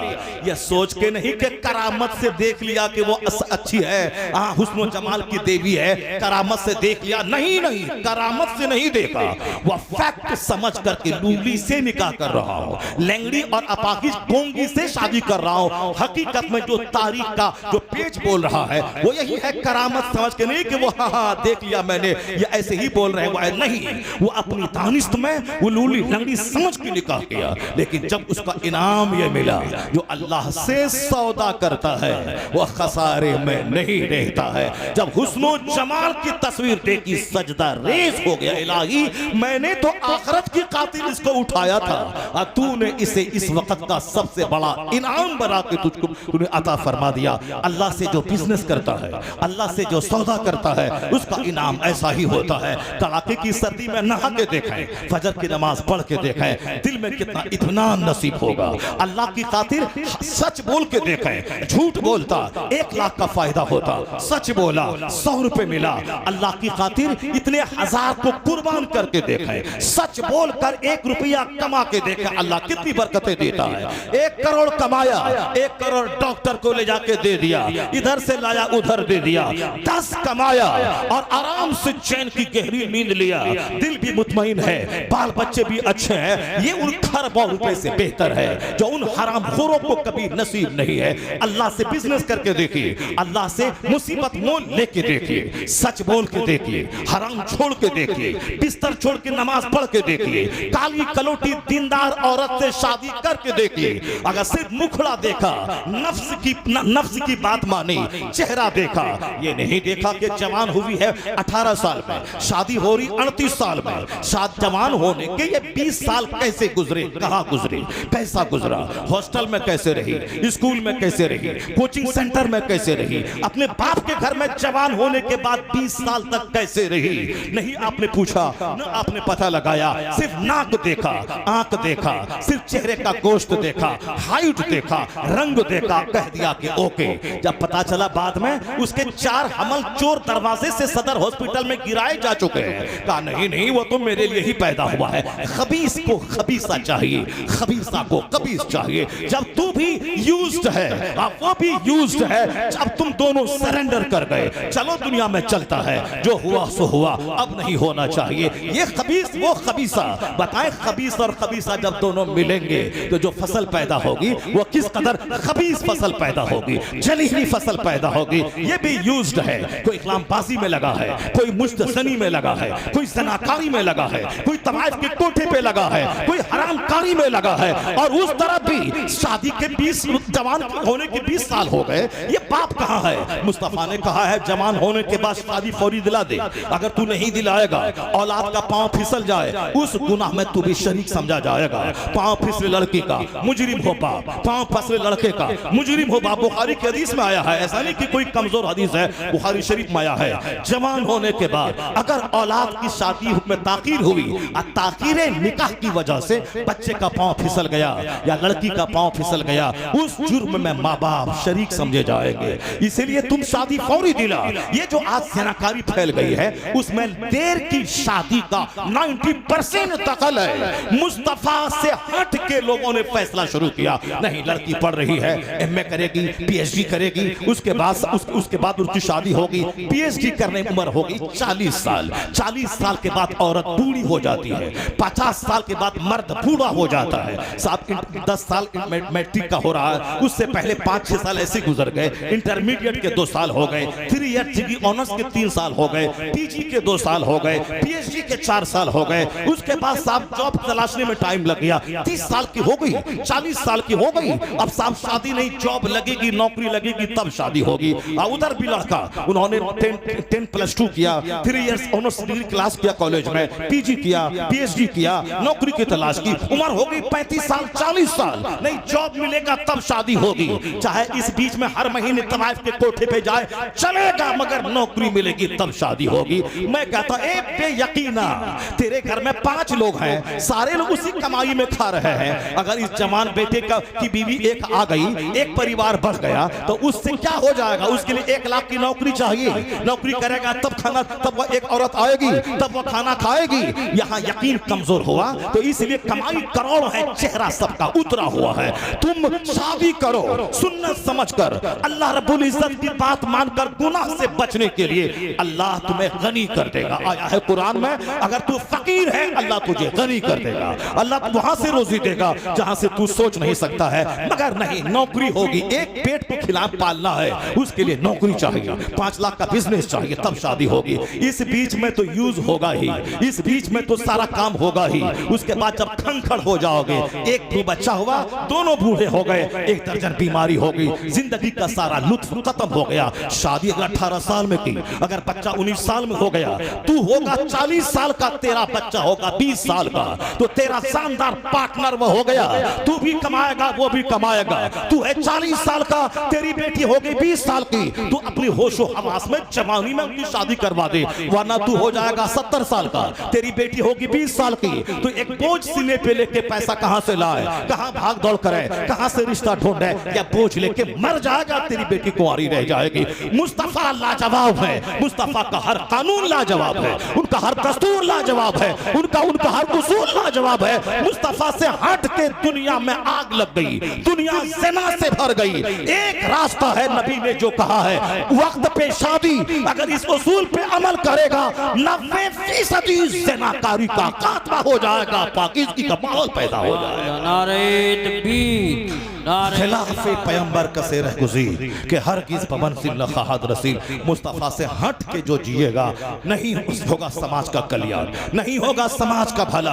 ये जो नाचता कूदता है, मुशरिकों की क्या बात करना है, यहूदियों की क्या बात करना है, नसरानियों की क्या बात करना है, जिसके पास न जीने का उसूल है, जिसके पास न मरने का उसूल है। वहां तो साहब एक भाई शादी करता है, अब 5 भाई मिलकर के उसी से फायदा उठाता है। इन खलीसों, इन खसीसों, इन रसीलों की कोई औकात है क्या? उससे क्या डरने का, उससे क्या बात करने का? यहाँ मोमिन है, जिसे देखना है क्या हराम है, क्या हलाल है, क्या राइट है, क्या रॉन्ग है, क्या बेनिफिशियल है, क्या हार्मफुल है, क्या लाभदायक है, क्या हानिकारक है, क्या गुड है, क्या बैड है, क्या राइट है, क्या रॉन्ग है। इसलिए मुस्तफा ने कहा दुनिया सिजनुल मोमिन व जन्नतुल काफिर। This world is prison for believer, paradise for disbeliever. यह दुनिया मोमिन के लिए कैद खाना है। कैद खाने में आदमी आजादी से नहीं घूमता है, इधर दीवार उधर दीवार इधर दीवार। इसीलिए हुजूर ने कहा दुनिया मोमिन के लिए कैद खाना है। इधर हराम की दीवार है, इधर नाजायज की दीवार है, इधर मकरूहात की दीवार है, इधर हलाल की दीवार है। तो हलाल चुनना है, हराम को अवॉइड करना है, हराम को छोड़ना है। तो हर चीज खा नहीं सकता आदमी। खाने के लिए क्या हलाल है, क्या हराम है। मुर्दार नहीं खाना है, हराम नहीं खाना है, शराब नहीं पीना है, ना अल्कोहल नहीं पीना है। यही है कैदी की जिंदगी। और जो यहाँ एहतियात किया, हराम से बचा, नाजायज से बचा, फूक फूक के चला, तो दुनिया का 100 साल 1 सेकंड है। अल्लाह कहता है 1 सेकंड सब्र कर ले और कैदी बन के रह जा। जहां कैद से छूटेगा, खरबों साल की जन्नत अल्लाह तुझ पर कुर्बान कर देगा। खरबों साल की जन्नत अल्लाह तुझको दे देगा। 100 साल 1 मिनट सब्र कर ले। यहाँ सब्र हो नहीं रहा है। लोग किस्सा कहानी लेके बैठे हैं, लोग साहब हिंदुस्तान पाकिस्तान लेके बैठे हैं, अमेरिका जापान लेके बैठे हैं, बांग्लादेश इंडोनेशिया लेके बैठे हैं। आखिरत लेके कोई नहीं बैठा है, जन्नत लेके कोई नहीं बैठा है, मुस्तफा की सुन्नत लेके कोई नहीं बैठा है। अब बताएं, जब उसने अल्लाह से सौदा किया है तो अल्लाह तबारक व तआला ने उसे दुनिया ही में इतना बड़ा फायदा दिया कि हुस्नो जमाल की मुजस्समा सामने है। सजदे शुक्र में नौजवान डूब गया होगा, मालिक मैंने तो तेरी मोहब्बत में इस लूली लंगड़ी को इख्तियार किया था और तूने तो इसे हुस्नो जमाल की तस्वीर बना के दे दिया। इलाही तेरा करोड़ों एहसान। जब लड़का इतना अल्लाह से डरने वाला कि 10 साल नौकरी करे, लूली लंगड़ी से शादी को तैयार हो जाए, और लड़की इतनी कि आंख ने गुनाह नहीं देखा है, जबान ने गुनाह नहीं किया है, कान ने गुनाह नहीं किया। मेरी माँ बहन बेटी, ये कान में वायर ठूस के दिन के 24 घंटों में 10 घंटे गाना सुनना, मेरी माँ बहन बेटी ये इस आंखों में 24 घंटे व्हाट्सएप मोबाइल पे गंदी गंदी तस्वीरें देखना, आंख तो हो गई जख्मी, कान तो हो गया जख्मी, जबान पे गाने गाना, जबान तो हो गई जख्मी। प्यार मोहब्बत के नाम पे तो 10 घंटे तक फोन पे चिपका रहना, जिससे शादी की बात चल रही है, जिससे मंगनी हो गई है, अभी भी वो तेरे लिए अजनबी है। शादी के बाद वो तेरा शौहर है, शादी के बाद वो तेरी बीवी है, शादी निकाह से पहले वो अजनबिया है। अजनबिया से बातें करना मजे ले लेकर, ये जबान का गुनाह है। अगर बातें करना ये जबान का ज़िना है। वो खतरनाक बातें सुनना कान का ज़िना है। और होटल में बैठ के एक साथ खाना निकाह से पहले ये साफ आंखें देखना, हाथ देखना, अगर शैतान ने मुदाखलत की और पांव फिसल गया तो दोनों हो गए यूज, ये ज़िना है। और फिर बाद में निकाह निकाह भी कर ले, लेकिन निकाह करने के बाद तो तुम, चूंकि तू भी ज़ानी है वो भी ज़ानिया है, दोनों जख्मी है, अगरचे निकाह कर लिया अब ज़िना नहीं होगा, अब प्योर काम है, लेकिन पहले जो ज़िना हो गया उसका खमियाजा कौन भुगतेगा? पहले जो हो गया उसका खमियाजा कौन भुगतेगा? तू भी यूज्ड है, वो भी यूज्ड है। अब बच्चा महा यूज्ड पैदा होगा, बच्चे के बदन में जज्बात का तूफान होगा, वो महापापी, महाशराबी, महाज़िनाकार, महाबदतमीज पैदा होगा। देख नजारा, मां लाजवाब है, न जबान ने कता की, न हाथ ने कता की, न पाँव ने गुनाह किया, न पेट ने गुनाह किया, न कान ने गुनाह किया, गुनाहों से सेफ, उधर नौजवान भी गुनाहों से सेफ। वह दोनों जब मिलकर इज़्दिवाजी जिंदगी गुजारने लगे, रहने लगे मियाँ बीवी की तरह, उन दोनों के मिलन के बाद जो अल्लाह ने फसल दिया है, जो अल्लाह ने फल दिया है, उस दरख्त से वह फल कौन था? क़यामत तक के वलियों का सरदार अब्दुल कादिर जिलानी की शक्ल में वह फसल पैदा होती है, वह फल पैदा होता है। जिस तरह की जमीन होगी वैसी फसल पैदा होगी, जैसा दरख्त होगा वैसा फल पैदा होगा। यही कानून है। बाप सैयद गयासुद्दीन है, मुसीबत के मारे है, एक बाग है उससे खा पी रहे हैं पर हराम को टच नहीं कर रहे हैं। अगर मैं सोने का घर भी संभल में बना लिया तो सोने का घर में हमेशा तो रहेंगे नहीं। उम्र 70 साल 80 साल 90 साल मरना तो है ही। ये बर्क साहब हैं, उम्र इनकी 100 के करीब हो रही है, रहे MP बनकर, लेकिन अब वो जाने के कगार पे हैं, चले जाएंगे। अल्लाह उसे ईमान की हालत में मौत दे। हिंदुस्तान का दबंग लीडर है, हक बोलने वाला, 95 साल की उम्र में भी 18 साल के जवान के लिए एक मॉडल है, हक बोलने वाला। तो हक बोलने वाला जो बोलता है ऐसा कहता नहीं मानेंगे, हम उस दिन हम नमाज पढ़ेंगे, हम तुम चाहे टंका बजाओ नाचो कूदो मगर हम नमाज पढ़ेंगे, हम नहीं मानेंगे इस फैसले को। अरे बोल तो दिया।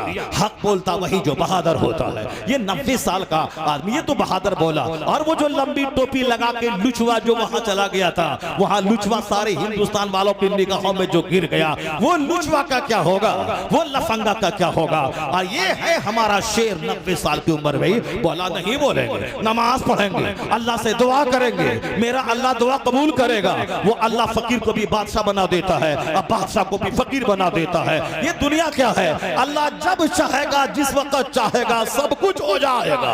फिर सजदा होगा, फिर अजान होगी, सब होगा। हक बोला क्या करेगा, जेल में डालेगा, और क्या करेगा इसके अलावा तेरे पास है क्या, जेल में डालेगा। पर हक तो बोला।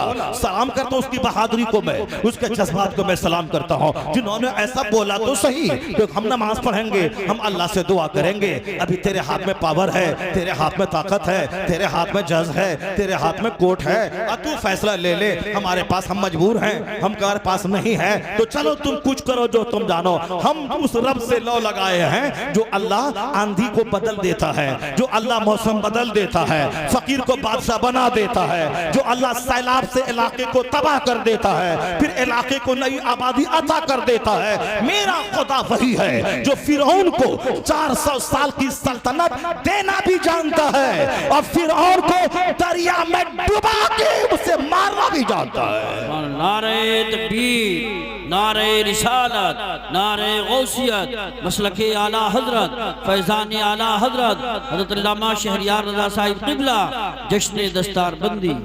एक कौम मुस्लिम ईमान की रस्सी को मजबूती से थामे रखना। दुनिया में अगर लुच्चागिरी भी करेगा, उसका तलवा भी चाटेगा, तो सब दिन जिंदा नहीं रह पाओगे। मर के अल्लाह को मुंह दिखाना है, अच्छा खरबों साल रहना है, मरना तो है ही। अगर दीन के नाम पे अगर मर गए, अगर किसी ने तकलीफ दिया, मैं दाढ़ी हूँ, दाढ़ी मेरे पास है, कोई मार रहा है, मैं मुस्लिम हूँ, कोई मुझे तकलीफ दे रहा है, इतना तो कहेगा अल्लाह के सामने, इलाही मैं तुझ पर ईमान लाता था, मैं सताया गया हूँ, मैं कलमा पढ़ता था, मैं सताया गया हूँ, मैं नमाज पढ़ता था, मैं मारा गया हूँ, तेरे लिए मारा गया हूँ। फिर जन्नत का मालिक खुदा अगर मुस्तफा की शफाअत से तुझे बख्श दे 50 खरब गुनाह एक तरफ, एक तमाचा खाना एक तरफ, अल्लाह जिसे चाहता है माफ कर देता है। तो ये सस्ता सौदा है अपने गुनाहों की माफी का, करोड़ों गुनाहों की माफी का। गर्दन कटी, करोड़ों गुनाह कट गया, सब माफ किया। वो चाहे 1000 दुआ करो, सबके नसीब में शहादत नहीं है, सबके नसीब में गर्दन कटाना नहीं है, सबके नसीब में मदीना में मौत नहीं है, सबके नसीब में काबा के अंदर मौत नहीं है, सबके नसीब में तवाफ करते हुए मरना नहीं है, सबके नसीब में अरफात के मैदान मिना मुजदलफा में मरना नहीं है, सबके नसीब में बगदादी मोहल्ला में मरना नहीं है, सबके नसीब में रोज़े रसूल के सामने मरना नहीं है, बकी में दफन होना नहीं है। उसी तरह सबके नसीब में शहादत नहीं है। सबके नसीब में, जिसके नसीब में शहादत है वो काबिले रश्क है, वह नमूना है, वह यूनिक पर्सनालिटी का मालिक है। इसलिए वो दिन का इंतजार कर, आराम से खा पी के मत मर, अल्लाह की खातिर गाली सुन के मर, अल्लाह की खातिर मुसीबत उठा के मर, अल्लाह की खातिर तमाचा खा के मर, अल्लाह की खातिर शहादत की मौत मर। शहीद हुआ, गर्दन कटी, गुनाहों की जड़ें कटी, सीधे जन्नत में दाखिल हो गया। अल्लाह तबारक व तआला हम सबों को शहादत की आला मौत अता फरमाए। ईमान अगर पुख्ता रहेगा तो फिर मुनाफिकत नहीं आएगी, सदाकत में पैदा होगी। वह हलाल खाता था, गरीबी में रहता था, मगर कभी वह हराम को टच नहीं करता था। एक छोटा सा बाग है, उसी की जो आमदनी है उसी में रहा, उसी को खाया पिया। माँ ऐसी लाजवाब है, नमाज़े पंजगाना भी है, फिर रात में 12 बजे के बाद बैठ जाना है और नमाज़े तहज्जुद पढ़ना है, कलमा शरीफ पढ़ना है। माँ रात भर मुसल्ले पे, और बाप हलाल खोर, नेक परहेजगार, 5 वक्त का नमाजी और नफल इबादत करने वाला। माँ लाजवाब है। माँ रात के 12 बजे उठती थी, ईशा पढ़ने के बाद थोड़ी सोई, फिर उसके बाद उठ गई और 12 से लेके फजर तक मुसल्ले पे रह करके अल्लाह अल्लाह करती थी। वो कहती है जब मैं हामिला थी तो हमारे पेट से तहज्जुद के वक्त में कलमा पढ़ने की आवाज आती थी, अल्लाह समद, क्योंकि वो खुद कलमा पढ़ने की आदि, बरस से कलमा पढ़ने वाली। तब अल्लाह ने ऐसा बच्चा उसके पेट में दिया कि जो पेट में कलमा पढ़ता था और माँ उसके कलमे को सुनती थी।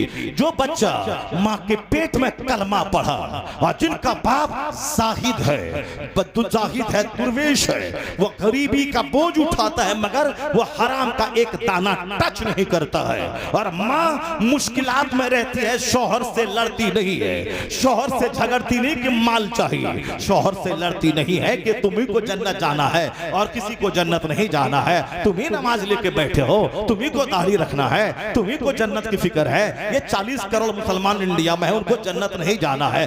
ये मुसलमान, ये भी अपनी बीवी की बात सुनी, ताना सुना, दाढ़ी मुंडा दिया, कहा चलो अब जो तुम कहती है वही करेंगे, तुम वही मानती है, दाढ़ी मुंडा दिया, टोपी फेंक दिया, बस आप फटा हुआ पैंट पहन लिया और चला, चलो अब जो तुम बोल रहा वही हम काम करेंगे। अब गया, अब ये भी नाचा कूदा, मगर रिस्क तो वही मिलेगा जो तकदीर में लिखा हुआ है, चाहे दाढ़ी रहे या दाढ़ी को मुंड डाले। ऐसा थोड़ी कि दाढ़ी मूंडने के बाद हीरा बरसने लगता है, दाढ़ी मूंडने के बाद जमीन से खजाना निकलने लगता है। जो लोग दाढ़ी मूंडते हैं, जो लोग झूठ बोलते हैं, ऐसा नहीं कि सारे झूठे अरबपति हो गए और सारे लोग मुकेश अंबानी हो गए, सारे लोग अमेरिका के साहब बिल गेट्स हो गए, ऐसा नहीं है। दाढ़ी मुंडाओ चाहे दाढ़ी रखो, मगर रोजी उतनी ही मिलेगी जितना अल्लाह देना चाहते हैं। मगर हुजूर ने फरमाया है आखिर जमाने में शौहर की तबाही और बीवी के हाथों, औलाद की तबाही माँ बाप के हाथों, माँ बाप की तबाही औलाद के हाथों। वो खतरनाक वक्त आ जाएगा कि औलाद माँ बाप के हाथों तबाह होगी।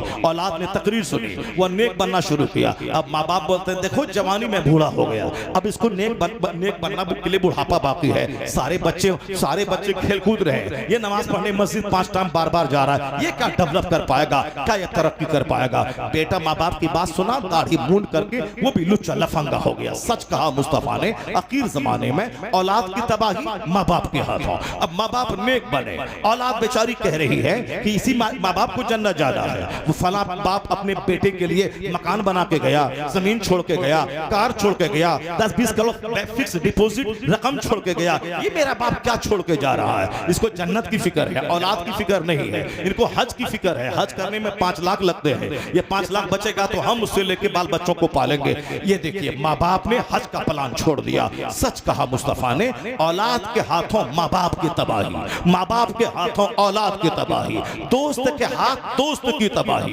भाई के हाथ भाई की तबाही। दोस्त है वो जो अपने दोस्त को जहन्नमी से बचा के जन्नती बना दे, माँ बाप है वो जो अपनी औलाद को घर मकान दे ना दे, उसे जन्नत का रास्ता दिखला दे। औलाद है वो जो अपने माँ बाप की बख्शिश का जरिया बन जाए। भाई है वो जो अपने भाई को नमाजी बना दे। ये है जब माँ रात में उठकर तहज्जुद पढ़ के कलमा पढ़ रही है तो अब पेट से कलमा पढ़ने की आवाज आ रही है। वह वही बच्चा था माँ के पेट में, बाप गयासुद्दीन है और माँ माहे नूर है जो रात भर कलमा पढ़ती है, पेट से कलमा की आवाज आ रही है। माँ बाप इतने लाजवाब हुए तो वही पेट में कलमा पढ़ने वाला जब बच्चा पैदा हुआ वह मोइनुद्दीन अजमेरी 90 लाख काफिरों को कलमा पढ़ाने वाला पैदा हो गया। जो खुद माँ के पेट में कलमा पढ़े 90 लाख को कलमा पढ़ाने वाला मोइनुद्दीन अजमेरी पैदा होता है। अल किस्सा मुख्तसर, जब माँ हो 17 पारे कुरान की हाफिजा और बाप आबिद ज़ाहिद हो तब बेटा उस 17 पारे कुरान का हाफिज कुतुबुद्दीन बख्तियार काकी पैदा होता है। और जब बाप हो मुफ्ती नकी अली का जैसा आलिम बाअमल और माँ हो तहज्जुद गुजार तब बेटा मुजद्दिद आजम अहमद रजा का पैदा होता है। और जब बाप हो अहमद रजा खां और माँ हो तहज्जुद गुजार तब बेटा हुज्जतुल इस्लाम मुफ्ती आजम हिंद पैदा होता है। और जब दादा हो हुज्जतुल इस्लाम और बाप हो मुफस्सिर आजम हिंद और नाना हो मुफ्ती आजम हिंद और माँ हो जेवरात बेचकर मंजर इस्लाम चलाने वाली, तब उसी कोख का बच्चा 10 करोड़ मुरीदों का मुर्शिद बरहक अख्तर रजा का अज़हरी पैदा होता है। नारे तकबीर, नारे रिसालत, नारे गौसियत, मसलके आला हजरत, फैजान आला हजरत, उलमाए अहले सुन्नत। जैसी जमीन वैसी फसल, जैसा दरख्त वैसा फल। अब बस सिर्फ मजा लेने के लिए लड़की की नाक मत देखना, मजा लेने के लिए लड़की का चेहरे का गोश्त मत देखना। मजा कब तक लेगा? 4 दिन का बुखार तो बदन तोड़ देगा, 4 दिन का लूज मोशन चेहरा काला कर देगा। नहीं सुना तुमने मसनवी शरीफ में मिसाल देने के लिए अल्लामा रूम वलियों के सरदार ने क्या कहा था? अल्लामा रूम कहते हैं कि एक बादशाह का शहजादा एक गरीब रियाया की बेटी पे आशिक हो गया। उसी के लिए दिन भर सोचते रहना, पूरा बदन हाथ गल गया। बादशाह नेक था, उसने सोचा ये मेरा शहजादा उस गरीब रियाया की बेटी पे फरेफ्ता हो गया है, कैसे इसको रोका जाए? वजीर ने कहा कि बादशाह सलामत, आप मुतमईन रहें, मैं उसे रोक दूंगा। उनको आपको बेइज्जती का डर है कि मैं बादशाह हूं, वह नेक आदमी है। बेटा उसका किसी तरह से नजर पड़ गई, एक वजीर की बेटी, सिपाही की खूबसूरत बेटी पे नजर पड़ गई, उससे उन्होंने इश्क लड़ाना शुरू कर दिया। उसके एक तरफा इश्क हो गया, खूबसूरत थी, दिल ही में क्या हुआ उससे हम शादी करेंगे। मेरा बादशाह, मेरा दादा बादशाह, मेरा खानदान बादशाहत का एक मामूली आदमी की बेटी से कैसे शादी करें? दिमाग में ठान लिया, उसी फिक्र में खुलता चला गया। बादशाह भी बीमार रहने लगा, मैं बेटे को कैसे रोक लूं, कैसे समझाऊं? वजीर ने कहा कि आप मुतमईन रहें, मैं समझा दूंगा। मसनवी शरीफ हिदायत वाली किताब, जो पढ़ेगा अमल करेगा वली बन जाएगा। आज भी इतने 100 साल गुजर गए, अल्लामा रूम की किताब के 70 से नूर टपकता है।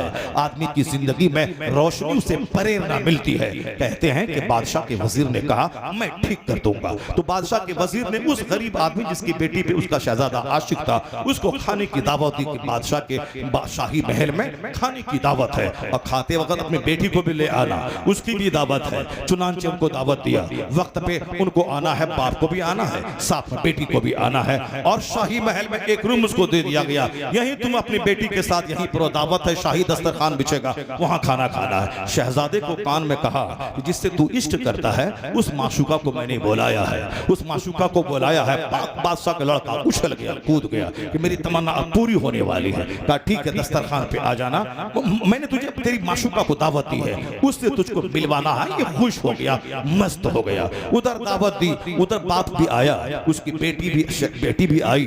उसके खाने में इन्होंने जमाल गोटा कुछ जड़ी मिला दिया।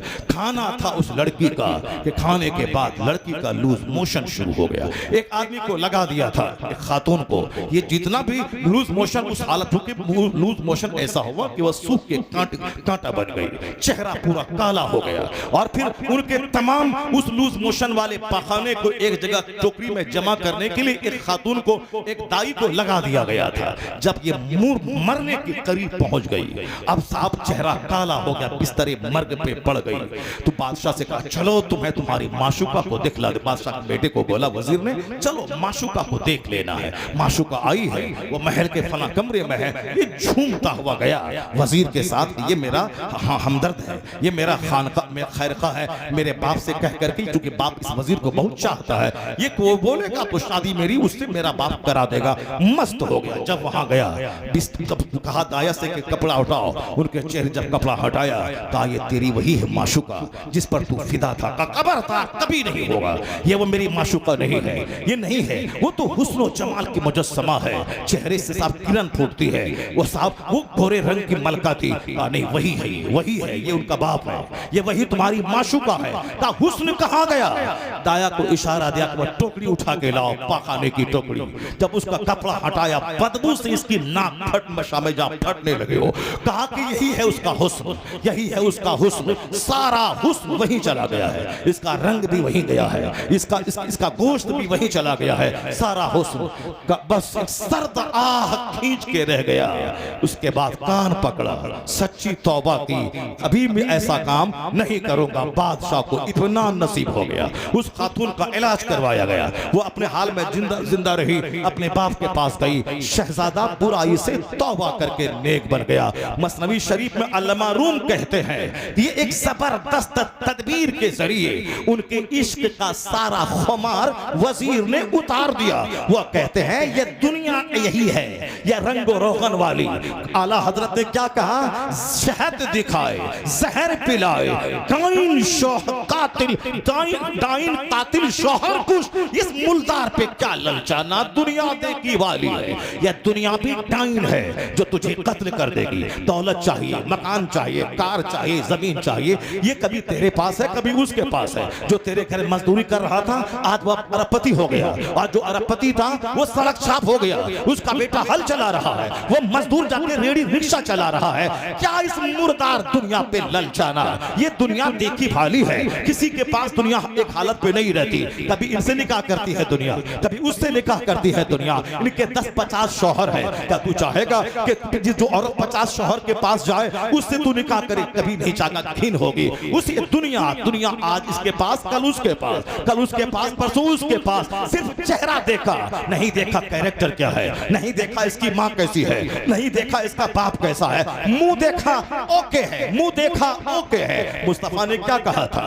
मुख फरमाया था तुन कहल मरअतु ले अरबा ले मालिहा वले जमालिहा वले हसबिहा वले दीनहा फस्फर पे ज़ाती दीन। पूछो काजी साहब से, मौलाना साहब बताएंगे। बुखारी शरीफ की हदीस में आया है कि शादी में जनरली आमतौर पर 4 चीजें देखी जाती है, लड़की का हुस्न, लड़की का माल, लड़की की दौलत, लड़की का अखलाक। माल मत देखना, सिर्फ खानदान सिर्फ मत देखना, हुस्न मत देखना। हुजूर ने साफ कहा, मना किया। हमारे नौजवान सिर्फ हुस्न पे मरते हैं और सारी जिंदगी फिर मरते रहते हैं, उनकी चोट से, उनकी बेवफाई के डंडे से मरते रहते हैं। हुस्न को देखा, फिर 4 दिन के बाद तलाक क्यों दे दिया? हुस्न को देखा, 4 साल के बाद तलाक क्यों हो गई? एक मौलाना साहब लिखते हैं कि राजस्थान में मेरा एक दोस्त था, उन्होंने प्लान बनाया कि मैं एक बहुत बड़ी जमीन पे घर मकान बनाऊं। उन्होंने कई एकड़ जमीन खरीद के चारों तरफ बाउंड्री वाल करवाया, बीच में स्विमिंग पूल बनवाया और वहां हाथी, घोड़ा, बंदर, चुचंदर सब जमा किया। क्योंकि बड़े लोगों को शौक पैदा होता है जानवर के पालने का।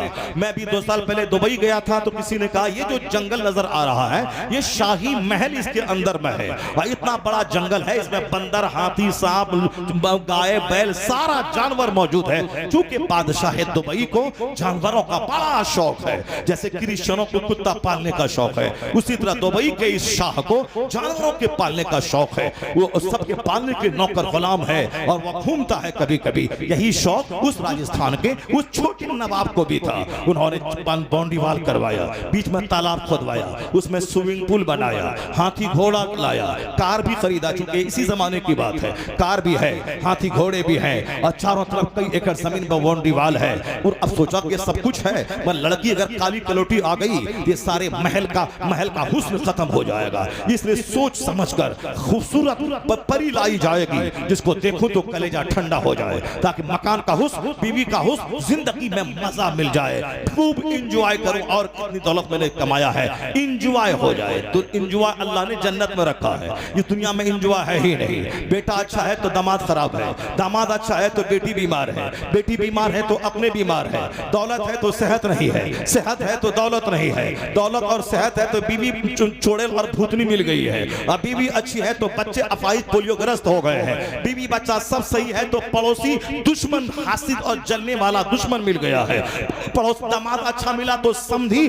पक्का बेईमान मिल गया है, समधी अच्छे हैं तो दामाद बेटी को गाली देने वाला मिल गया है, सब कुछ ठीक हाथ, रिश्तेदार चिढ़ने वाले कोई आ ही नहीं रहा है, 1 खरब का घर है कोई रिश्तेदार नहीं आ रहा है, सोफा है 10 लाख का कोई बैठने वाला नहीं है। यानी दुनिया में कहाँ है इंजॉय? इंजॉय तो वो है कि सेहत भी रहे, दौलत भी रहे, हुस्न भी रहे, इज्जत भी रहे, पड़ोसी भी अच्छे रहे, बीमारी भी ना हो, पाखाना पेशाब भी ना हो, बदन में खुजली भी ना हो, आंख की बीनाई भी ना घटे, वहां इंजॉय है। ये क्या है कि दौलत है अब पेट में रोटी पची नहीं रही है, अब ये सत्तू खा के जी रहा है, ये दौलत किस काम का? इसलिए दुनिया में अल्लाह ने सुख रखा ही नहीं है। वो तो जन्नत है जहां सोने चांदी की ईंटों से बना हुआ मकान है, जहां हीरे जवाहरात की जमीन है, जहां मुश्क और कस्तूरी के गारे से ईंट को जोड़ा गया है, हद्दे निगाह तक जन्नती का अपना मकान है। जन्नती की उम्र 30 साल की होगी, उसमें कोई ना दाढ़ी का बाल है, ना वहां बदबू है, ना वहां पेशाब है, ना वहां पाखाना है,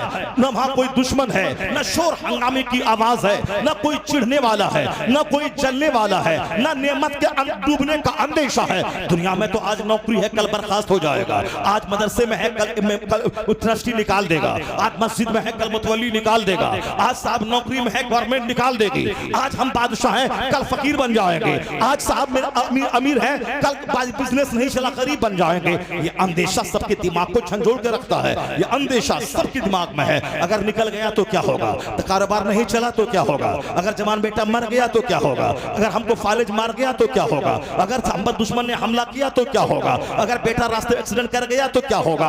एक अंदेशा है सबको, अमीर को भी, गरीब को भी, इमाम को भी, मोहसिन को भी, मौलाना को भी, पीर फकीर को भी। इस दुनिया में सब अंदेशों में जी रहा है। जन्नत में कोई टेंशन नहीं है, वहां 30 साल की उम्र रहेगी, कोई बूढ़ा नहीं होगा, न बाल सफेद होगा, न कोई बीमारी आएगी, न पसीने की बदबू है, न पेशाब पाखने की तकलीफ है। 70 बीवियां हैं, 30 मर्दों के बराबर सोहबत की ताकत है। वहां शराब की नहर जारी है, लबनन खालिस की नहर जारी है, दूध की नहर, शराब पाकीज़ा की नहर, असलम मुस्तफा की नहर। वहां कई हजार नौकर गुलाम जो मोती की तरह चमकते हुए गिलमान होंगे। वहां की लज्जतें कभी कम नहीं होंगी। डेली बिरयानी खाए तो अच्छी नहीं लगती है। जन्नत में हर दिन मकान का हुस्न दोगुना होगा, खाने का हुस्न दोगुना होगा, वहां मजा किरकिरा ना होगा।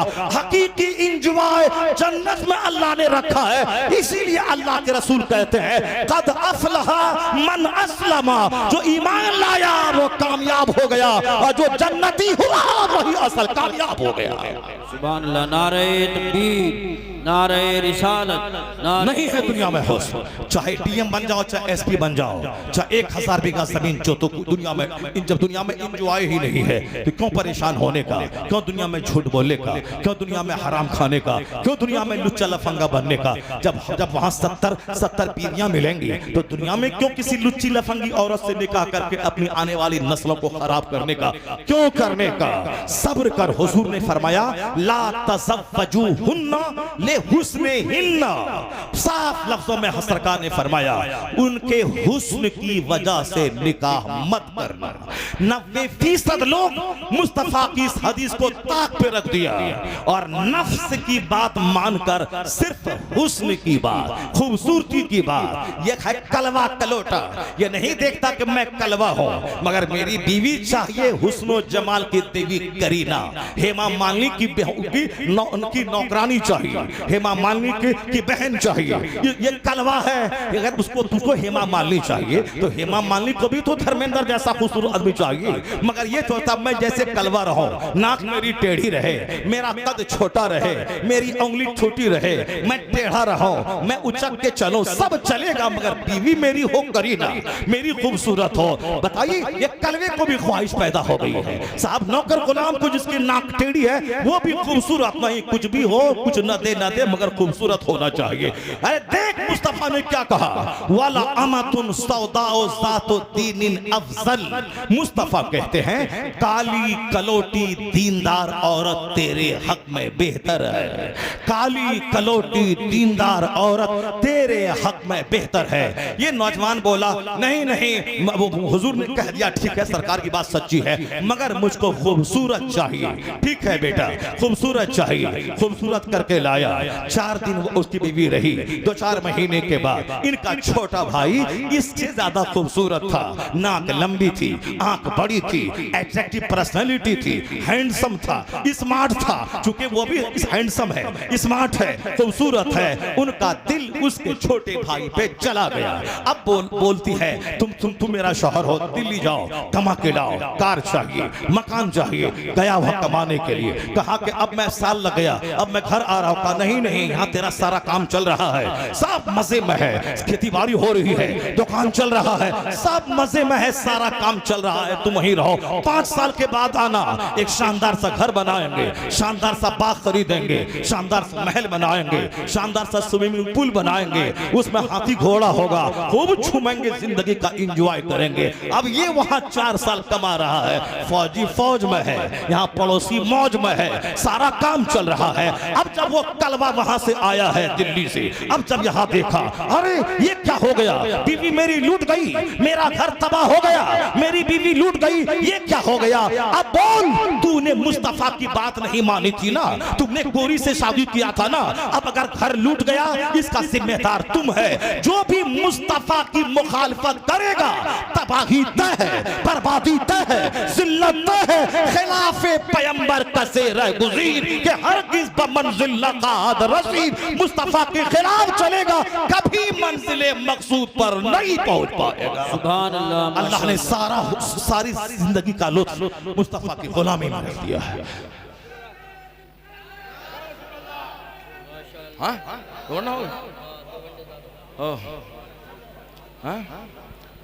अल्लाह तबारक व तआला। 2 घंटा करें, 2 घंटा हो गया, हमको तो लग रहा है कि 1 ही घंटा हुआ है। कैसे कैसे होगा। अल्लाह तबारक व तआला हमको आपको सबों को दीन सीखने और दीन सुनने और दीन पर अमल की तौफीक अता फरमाए। बातें बहुत सारी कंप्यूटर में हैं, लेकिन चूंकि मोहम्मद अली भाई को बात भी करनी है, इसलिए इस तरह की बेशुमार बातें हैं, मगर जो मैं कह चुका हूँ बहुत नसीहत का एक मजमुआ पहुंच गया। सिर्फ अमल की ज़रूरत है, सिर्फ अमल की ज़रूरत है, सिर्फ अमल की ज़रूरत है। जो आयत में पढ़ना चाहता था, अगर मैं उस आयत को मैं अभी टच करूंगा तो उसमें कम से कम आधा घंटा लग जाएगा। और जो हदीस में पढ़ना चाहता था, जो हालांकि बहुत सारी हदीसें मैं पढ़ जाऊँ, लेकिन जो पढ़ना चाहता था उसमें आधा घंटा लगेगा। इसलिए वो इंशाअल्लाह अगले साल अल्लाह ने चाहा तो वो आयत भी पढ़ूंगा और फिर पढ़ूंगा। आज सिर्फ इतना रख लें कि नर्वस होने की कोई ज़रूरत नहीं है। बिल्कुल कुरान पढ़ें, कुरान समझें, हदीस पढ़ें, नेक बने, आने वाली नस्लों को कुछ दे के जाएं। अगर आपने मजा किया जवानी के बाद, जब बुढ़ापे में जाएंगे सब खेल खत्म हो जाएगा। इसलिए जब बूढ़ा होना ही है, ये मजा किरकिरा होना ही है, क्यों नहीं आने वाली नस्लों पे नजर रख के शादी की जाए। हुस्न का जलवा 5 साल रहता है, और वो भी जब लड़ाई झगड़ा शुरू हुआ सारा नशा उतर जाता है। आने वाली नस्ल, मेरा बच्चा जोकर ना हो, मेरा बच्चा लोफर ना हो, मैं मर भी जाऊं तो मेरा बच्चा कब्र पे जाके कुरान पढ़ने वाला हो जाए। हर नमाज के बाद बोले अल्लाह मगफिरली व लिवालिदैया। काबा जाए कहे अल्लाह मगफिरली व लिवालिदैया। गुंबद खजरा देखे तो कहे अल्लाह मगफिरली व लिवालिदैया। अजमेर बगदाद बरेली जाए तो बोले अल्लाह मगफिरली व लिवालिदैया। दूसरों को बोला कि कुरान खानी करवाएगा तो बिरयानी और 10 टका की लालच में आएगा। उसका बाप तो मरा नहीं कि जो दिल से पढ़ेगा। जिसका अपना बाप मरा है, वो जो कब्र पे जाके 3 बार कुल अल्लाह अहद पढ़ेगा, वो जो आंसुओं के साए में 50 आदमी की दुआ कबूल ना हो, इसकी दुआ कबूल हो जाएगी। क्योंकि जिस दुआ में आंसू निकले वो दुआ कबूल होती है। मैंने कहा था ना कि दुआ की कबूलियत के लिए हलाल ग़िज़ा शर्त शर्त है और दुआ की कबूलियत के लिए पर्दा औरतों का शर्त है। आया है हदीस में, जिस कौम की औरतों के पायल की आवाज अजनबी मर्द के कान में जाए, उस कौम के मर्दों की दुआ को अल्लाह रद्द कर देता है। तो पता चला दुआ की कबूलियत के लिए हलाल ग़िज़ा जरूरी है। दुआ की कबूलियत के लिए माँ बहन बेटियों का पर्दे में रहना जरूरी है। अगर बेपर्दगी हुई तो मर्द काबा में भी दुआ करे, दुआ कबूल नहीं होगी। अगर हराम खाया, मर्द काबा में जाके दुआ करे, दुआ कबूल नहीं होगी। अगर हलाल खाया, बीवी पर्दे में रही, किराए के घर में रहा, नमक रोटी खाया, हलाल खा के काबा ना गया मोहल्ले की मस्जिद में अगर दुआ करेगा तो हराम के पैसे से जो हज करेगा, जो दुआ काबा में कबूल ना हो, हलाल खा के तुम्हारे मोहल्ले की मस्जिद में वो दुआ कबूल हो जाएगी। हलाल खा के जो मोहल्ले की मस्जिद में दुआ करेगा वो दुआ कबूल हो जाएगी। हराम खा के काबा में भी जाएगा, दुआ कबूल नहीं होगी। इस बात को हमेशा गिरह बांध के रख लें। दूसरों का मुंह नहीं देखना है। कुरान क्या कहता है, हदीस क्या कहती है, हुजूर क्या कहते हैं, शरीयत क्या कहती है, इसको देखना है। अल्लाह तबारक व तआला हमको और आपको सबों को नेक बनने, मुस्तफ़ा का गुलाम बनने की तौफीक अता फरमाए।